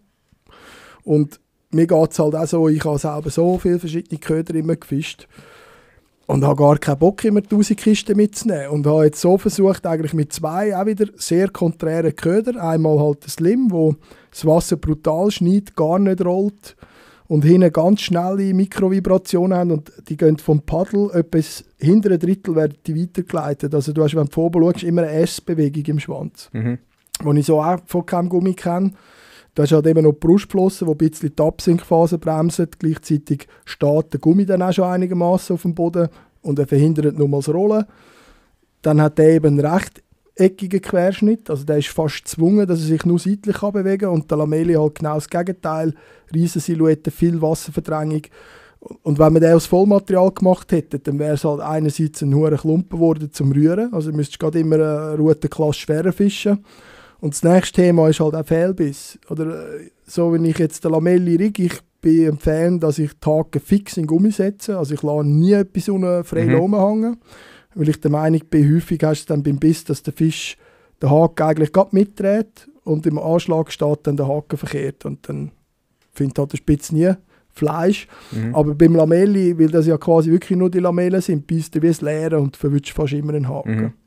Und gleichzeitig ist das wieder ein Vorteil, wenn du jetzt am Offset fischst.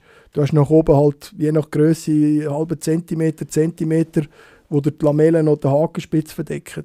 Wo ja so häufig auch das Problem ist, kaum rutscht der Gummi ein bisschen, schaut der Hakenspitz raus und du hast gleich Rute und Muscheln dran. Also so steht die Idee dahinter gewesen, ja. Wie verkauft sich der Lamelli aktuell? Er verkauft sich. Aktuell ist auch gerade wieder ein bisschen ein Schub jetzt halt nach dem Turnier, wo jetzt doch wieder schöne Fische, eben beim Scopen sind ja auch wieder Zander um die 80 auf Lamelli gekommen, beim Hechtfischen auch schöne Fische.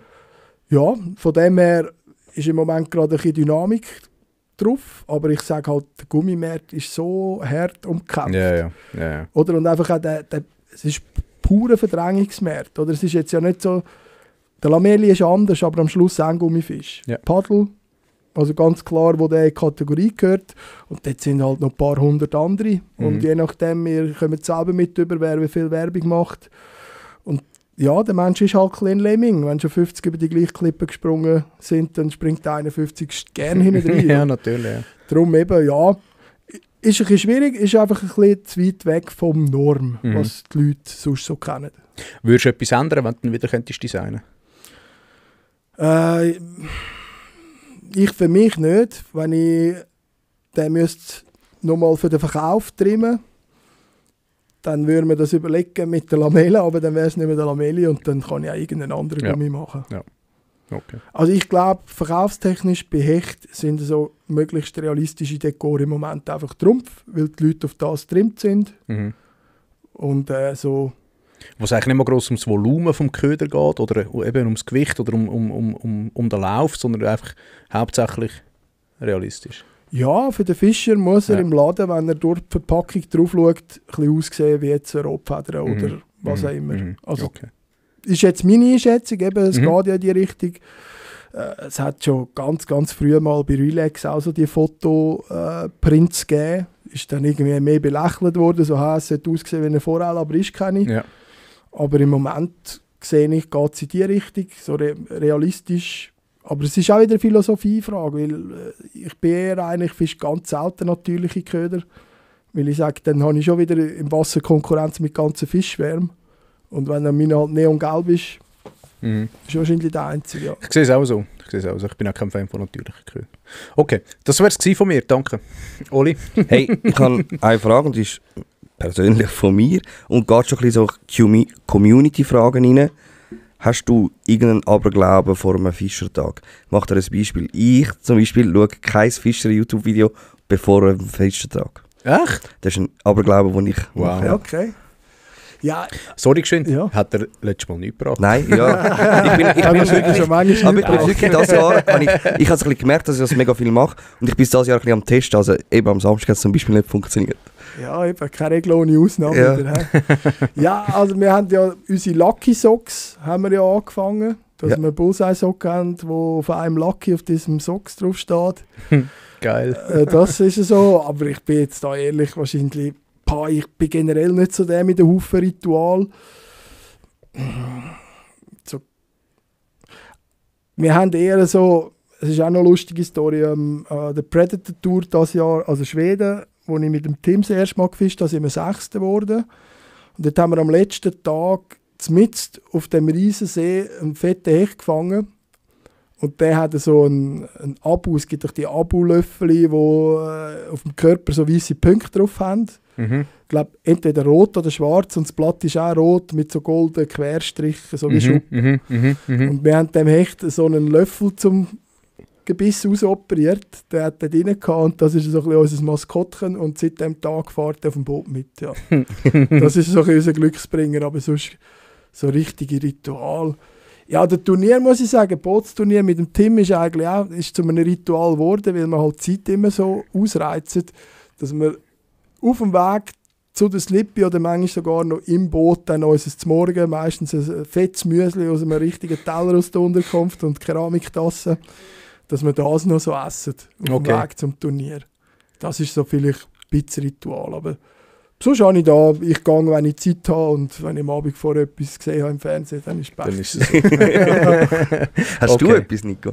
Hey, nein, ich habe nichts so. Nicht? Nein, ich mache mich vor den Eröffnungen das Tackle am Abend vorher parat. Das ist so ein bisschen, aber ein Ritual, keine Ahnung, kann man dem nicht so sagen. Das Patent lösen. Ja, ja, natürlich immer vor dem Fischen, aber zum Teil mache ich es einen Abend vorher oder sogar am gleichen Morgen noch. Aber nein, sonst habe ich eigentlich nicht irgendwie ein Ritual. Also, ist mir auch mal nicht bewusst bis jetzt. Ich schlafe auch nicht irgendwie schlecht oder so. Ah, das habe ich manchmal schon. Okay. Ja, aber das ist so gar nicht... Ja, mal, das habe ich schon. Nein, das habe ich jetzt gar nicht. Also wenn du jetzt Turnierfischst oder wenn du aus Freude einfach gehst fischen? Also Turnierfischen habe ich das etwa die... Und wenn ich privat weiss, ich mache am nächsten Tag das und das, habe ich das häufig im Fall auch. Okay. Ich kann einfach nicht einschlafen, habe im Kopf 1000 Sachen, was ich morgen alles ausprobieren will. Da hasse ich mich für das. Und du hast am Wasser das vergessen, oder? Ja, und du weißt selber, dann liegst du im Nest, Mann, jetzt muss ich schlafen, schaust auf die Uhr, jetzt habe ich nur noch ein paar Stunden, und jedes Mal wirst du wacher. Oh nein, das habe ich gar nicht. Nein, das habe ich wirklich nicht. Das ist bei mir bis jetzt... Auch wenn ich weiss, ich gehe 1 bis 2 Mal im Jahr gehe ich auf Holland. Und auch wenn ich weiss, ich muss um 3 Uhr aufstehen oder um 2, dann kann ich am 8 Uhr ins Nest und dann penne ich, also nicht gerade am 8 Uhr, penne ich vielleicht um 9 Uhr oder um 10 Uhr, aber ich penne und ich schlafe eigentlich gut in der Regel. Also es ist nicht so, dass irgendwie trotz Nervosität oder Vorfreude, also, ja, aber ich bin mega happy, hör auf, Holz anlangen. Ja, beneide dich auch. Ja, also von so, wir haben noch eine Umfrage gemacht an unsere Community. Es hat sogar Leute gegeben, die hätten gerne da angerufen, mit dir auch noch ein Interview geführt. Aha. Ganz viele Anfragen haben wir gehabt, wir ein bisschen bremsen. Er hat keine Sprachnachricht gemacht, gell? Nein. Ach, Peter. Ich muss ja meine, wie sagt man, Pressestelle Anfragen weiterleiten. Nein, der Peter Aschwande. Ah, so, der hat so gefragt, haben wir anrufen können. Ich habe geschrieben, schon wieder, ja, kannst du eine Sprachnachricht machen, wenn du willst, dann können wir sie einspielen. Ich habe ja, bis wann? Ich habe bis morgen um 7, also bis heute um 7. Leider nichts bekommen. Schade, Peter. Wieder nur grosse Sprüche. Peter, du darfst jederzeit anrufen. Wird wahrscheinlich am Mäusbinden sein, gell? Wer weiß. Ja. Vielleicht komme ich auch mal eine geschenkt über von Peter Aschwande, so schön handgebundene Maus, gerne in der Farbe von so Spezial, oben braun, unten orange. Danke, Peter. Einfach nicht Electric Chicken, bitte. Nein. Das ist die Farbe von Lamelli, wo ich muss sagen, ich habe sie gekauft, ich habe sie für Holland gekauft, ich habe sie nie gefischt. Wir waren im Zürichsee, habe gefunden, hey, komm, es beißt nichts, ich hänge die Farbe dran, die mir am wenigsten passt. Sorry. Schwarz geregelt, hä? Nein. Ah, scheiße. Ja, das wär's noch gewesen, ja. Das wär's noch gewesen. Nein. Also komm, Nico, willst du die erste Frage? Ja, wie dümmer gehen wir der Reihe an? Jawohl, also so gut. wie immer. Wie oft gehst du nach Asien, um zu schauen, wie die Routen produziert werden und wie viele Fabriken produzieren für dich? Nach Asien vor Corona häufiger, während Corona gar nie. Das Jahr wird jetzt noch einmal wieder rüber. Aber es funktioniert sehr gut aus Distanz. Eben. Ich produziere hauptsächlich mit 2/3 Lieferanten und auch schon langjährig mit den gleichen, habe dort tägliche Kommunikation und von dem her, ja, also man kann Videocall machen jederzeit, wenn etwas ist, mit Express ein Muster hin und her schicken. Wie lange geht das? Also bei den Mustern sind meistens halt dringend die limitierende Grösse. Wenn du Original Fuji willst, hast du halt brutale Lieferzeit, also dort regulär, auch noch ein bisschen Insight geplaudert, könnte diverse noch betreffen, wenn ihr dieses Jahr eine Route kaufen und es sind keine mehr da. Normal kannst du sagen, so 3,5 Monate für die Ring. Und jetzt ist aber Fuji einfach von heute auf morgen auf über 9 Monate gestiegen, bei gewissen Serien. Ja, das wird noch spannend. Also das ist eigentlich das, was am meisten Zeit braucht. Und beim Rest kommt es dann halt darauf an, haben die Pre-Prags, also die Carbon-Matten die du willst arbeiten, oder müssen sie die auch noch bestellen. Aber wenn sie sich Zeit nehmen für dich und alles rum ist, geht das an sich schnell. Also da kannst Glück hast, ja, wenn du Glück hast mit Express, bringst du vielleicht in ein paar Wochen etwas an. Ja. Okay, crazy. Wie viele Stunden ist Asien versetzt zu uns? Das sind, was sind es, etwa 6 rum. Also ich habe Das geht noch, he? ja, ich habe jeden Tag halt so timed, die erste Stunde am Tag, so gewöhnlich bis um 11, 12 habe ich meistens Richtung Asien, dass halt eben die alle noch wach sind und dann je nach Lieferant so zwischen 10 und 12, 2, je nachdem, wenn sie Feierabend machen, verabschieden die sich dann langsam aus dem Büro und ja, kümmere mich dann um den Arbeitstag quasi. Welche Routentypen fehlen dir nach deiner Meinung im Sortiment und gibt es bald mehr Köder von Bullseye? Ja, also Routentypen ist jetzt die Frage, meine Meinung, ja, oder... Ja, ich nehme an, es wird deine Meinung. Nach meiner Meinung. Ja, ich nehme halt etwa die Meinungen von anderen an. Ich lasse mich ja inspirieren oder gehe auf Feedback ein. Aber man könnte davon ausgehen, dass demnächst auch für andere Zielfischrouten von Bullseye wird geben. Also das Thema Flügerroute ist ja schon länger im Raum. Dort haben wir jetzt auch 3,5, 4 Jahre sind wir dort schon dran. Und eigentlich auch kurz vor Finale. Dann werde ich einfach aus dem Schweizer Hintergrund her sicher nochmal eine Felchenroute machen. Und dann ist aber auch das Thema Karpfen auch noch etwas. Einerseits will ich dort Platz auf dem Markt sehen. Also es gibt nicht mehr so viele geile Karpfenrouten in einem gewissen mittleren Preissegment, wie das früher war. Dort ist jetzt auch sehr viel günstiges und ein bisschen ganz teures. Ja, ich denke, so diese Sachen, Flüge, Felchen, Karpfen, dann, und Meeresroute habe ich jetzt auch noch vergessen. Dort sind wir auch in einer Serie dran. Das wird nicht riesig sein, aber halt irgendwie eine Popping-Route. Ja, so, dass man sagt, man kann einen normalen Trip mit 2, 3 Routen, die 2, 3 wichtigsten abdecken. Ja. Wels? Wels haben wir ja aktuell 3 Modelle. Dort haben wir 2-mal Ansitz mit der Nazgul 2,60 und 3 Meter. Ja. Stimmt.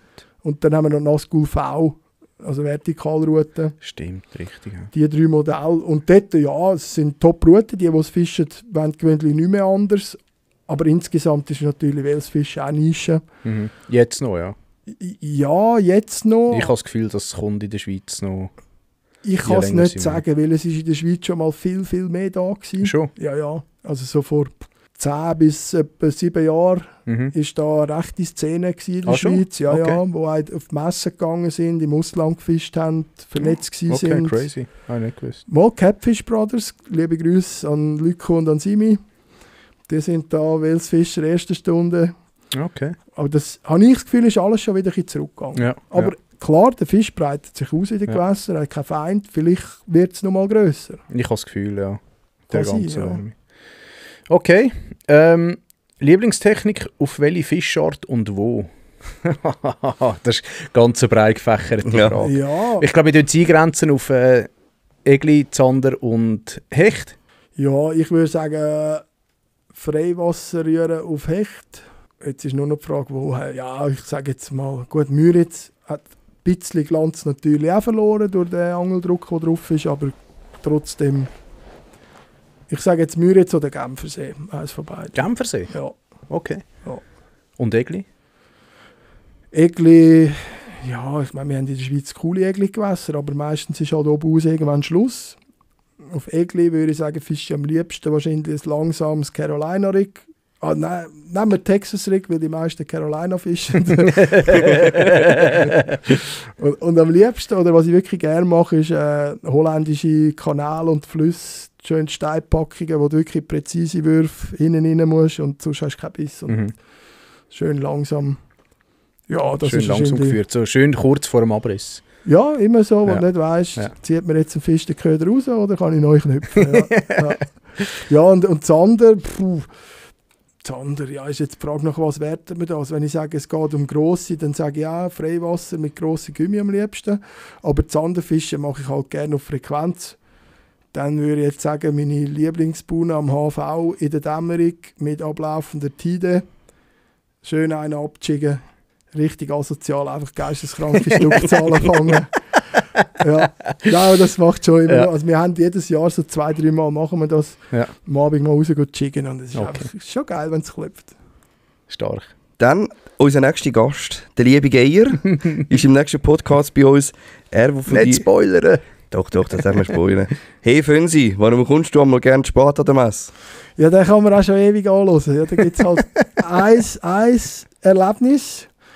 Zwar war das irgendeine so Fischerbörse in einer Turnhalle. Aber ich weiss, ist es Thurgi oder Bremgarten? Irgendwo war das in einer Turnhalle. Durgi wahrscheinlich. Bremgarten war, glaube ich, erst das Jahr das erste Mal gewesen, oder? Also, das kann auch sein. Aber irgendwo da in dem Teil von der Schweiz ist es ja gleich. Ja, dann wird es Durgi gewesen sein. Ja. Irgendwo. Außerhalb vom Kanton Schweiz auf jeden Fall. Und dort habe ich meinen Privatgrümpel im Flohmarkt aufgestellt zum Verkaufen. Haufen Mäpsli und einfach alles querbeet, was man so sammelt über die Jahre. Und ich bin noch in einem Jugendverein, wo wir jährlich noch die Fasnacht feiern und dort unseren Anlass haben. Und in 7 Jahren, das ist aber wirklich auch schon, das muss jetzt dann 10 Jahre sein, habe ich ein bisschen einen Rausch verwünscht und dementsprechend ein bisschen verschlafen. Dann ist aber der Geier und glaube sogar der Milan sind so nett gewesen und haben in dieser Zeit auf meinen Stand aufgepasst. Sie haben angerufen, ich habe das erst beim 100. Mal dann gesehen, gesagt, ja, ich wüsste, was das Zeug jemand kostet, ganz einfach mit. Und dann irgendwie bin ich dann auch noch vor dem Mittag dort auftaucht, aber das ist einmal passiert und das kann ich jetzt wahrscheinlich noch... Das wirst du noch 100 Mal Ja, hören. aber wenn das alles ist, Stark. kann es nicht so schlimm sein. Kannst du dann rächen, er kommt am 20. Ja, ich Genau. könnte auch fragen, warum das aber das wäre schon fast ein bisschen gemein. Ja, das kannst du uns dann schicken. Oder wir Leute dann geschwind an. Stimmt, Wir stimmt. Leute Mach dann uns eine geschwind an. Sprachmemo. Ich würde sagen, vom GG nehmen wir einen, der hat ein paar Fragen gestellt, einfach so, wie wir doch noch ein paar Fragen vor uns haben. Ja, also Darfst du eine aussuchen? ich würde, welches ist deine Lieblingsroute am Wasser? Ich habe über das ganze Jahr gesehen, die letzten Jahre wahrscheinlich Dentis 255 Cast, weil ich einfach halt viel Hecht gefischt habe. Ja, aber ich fische auch nach wie vor Jigwhip 255-60 oder 270-60. Das sind wahrscheinlich so. Also sagen wir so, für Zander die, für Hecht die und für Barsch Cherrypicker. Dann habe ich so meine... Gut, Cherrypick ist ja, glaube ich, eine der wenigen Barschrouten, die wir haben, oder?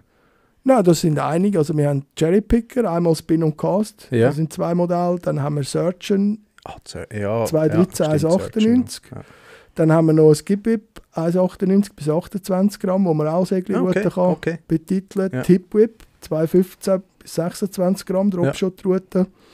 Dann haben wir Jiggy Chonga 2,35. Ja, Jim, von der neuen Serie, Jiggy Chonga. Genau. Mit dem Herwert. Ja. Genau, also das ist auch noch irgendwie.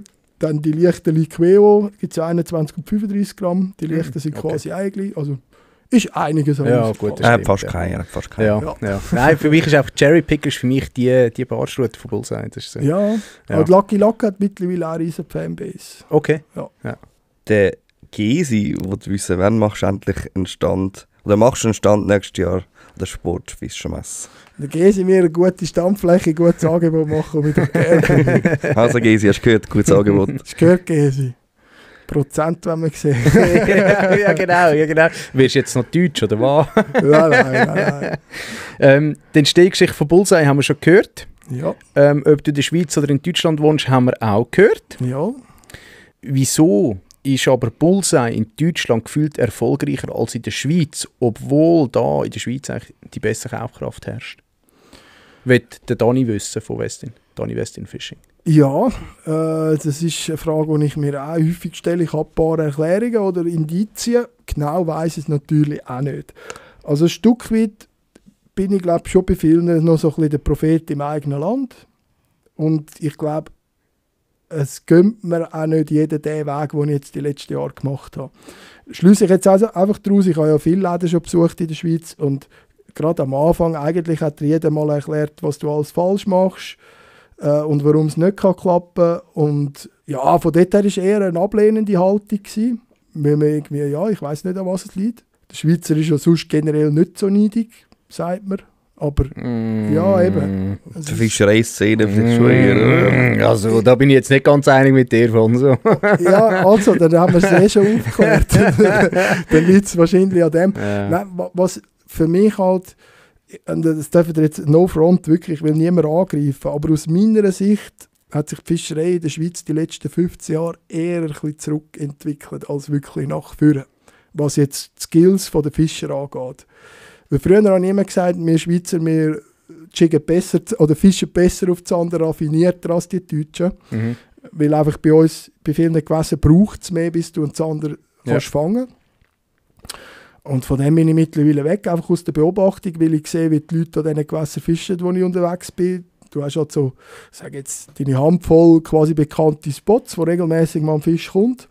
Und dann sehe ich halt häufig, dass der Schweizer hinfährt, seine halbe Stunde fischt an dieser Stelle, wenn nichts ist, geht er weiter, hat seine 4-5 Stellen, wenn nichts ist, geht er heim. Irgendwie sind die Deutschen da verbissener, oder ich weiss nicht, wie man es sagen soll, aber bei denen ist es so, die gehen fischen und dann wird halt am Tag 8, 10, 12 Stunden gefischt.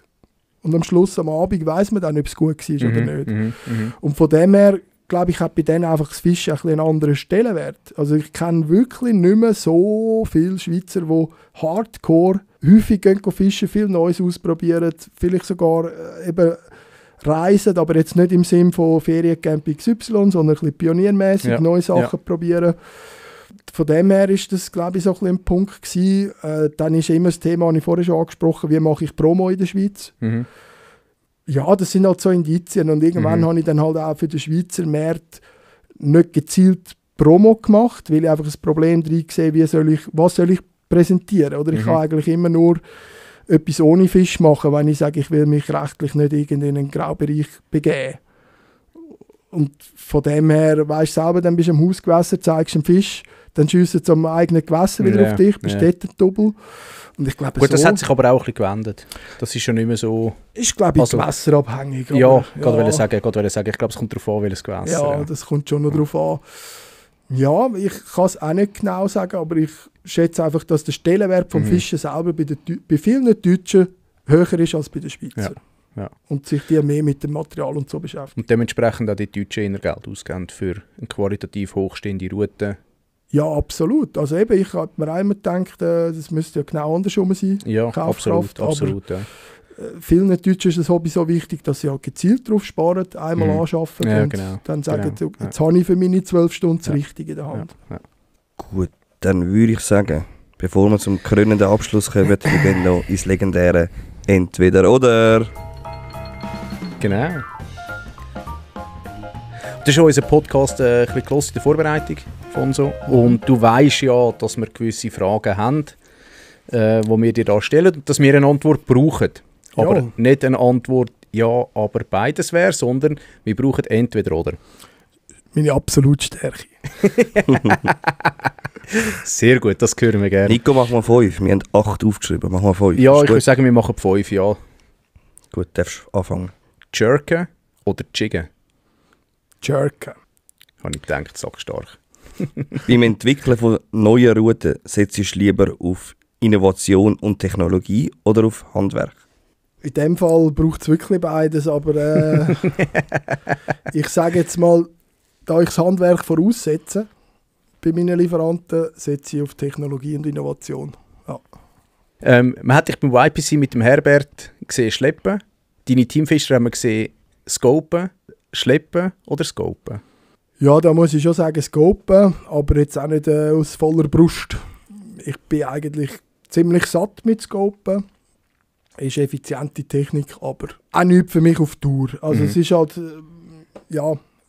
macht das Spiel ja auch schon relativ lang und ich finde, irgendwann muss man satt sein und wenn man das nicht ist man, also dann sollte man mal mit jemandem darüber reden. Das ist teilweise wirklich ein bisschen bedenklich, die Güsse, ja.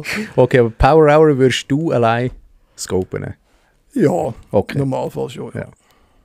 Wenn dich für einen Zielfisch entscheiden müsstest, lieber der aggressive Biss vom Hecht oder das Tock vom Zander?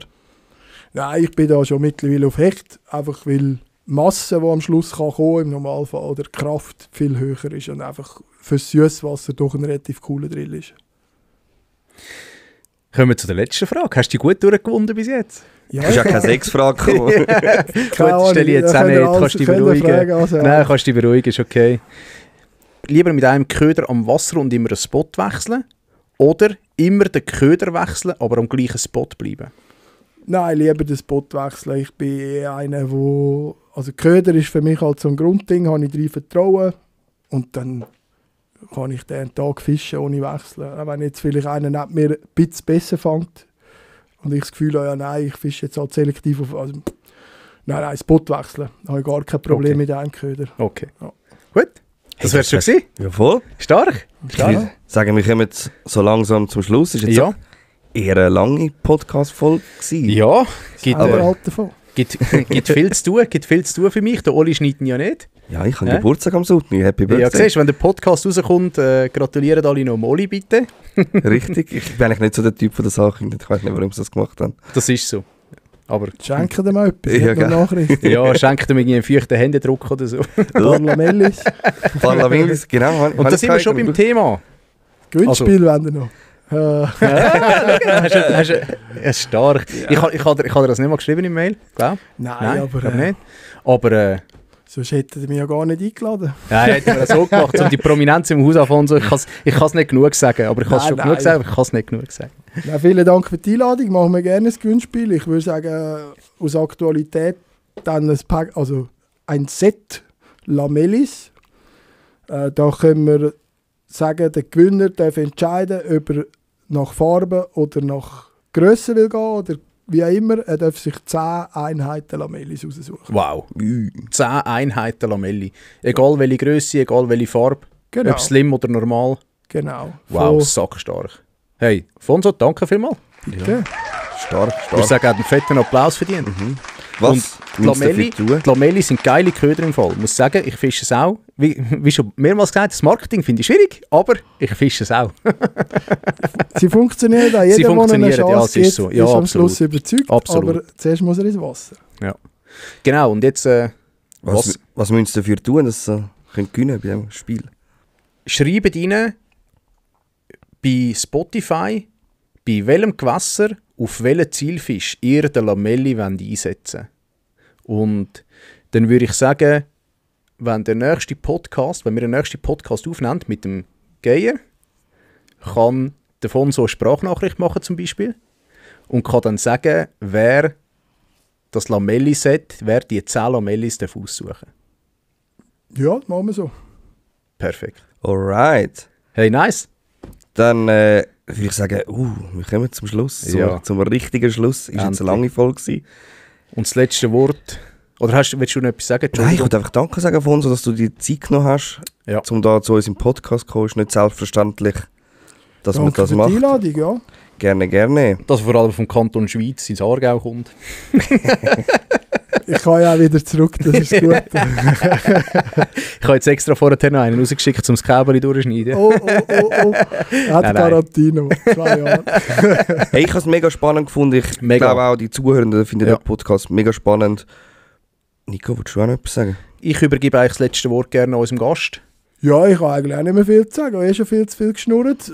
Danke fürs Zuhören. Immer schön geil bleiben. Geht raus ans Wasser, geht fischen. Schaut, dass der Nachwuchs von früh anfängt zu fischen. Weil die werden nie Geld und Zeit haben für richtige Dummheiten, wenn sie genug früh anfangen zu fischen.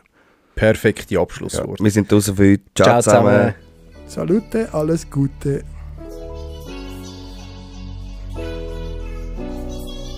Yeah, erste Podcast in der Schweiz übers Fischen ist draussen. Eben schon Glas ins Bier rufen, Fisch verrückt, treffen sie den Buff oder werfen im Wasser. Die nächste Folge vom Forellenkönig und ein Bär sind im Kasten. Tight Lines, Baby!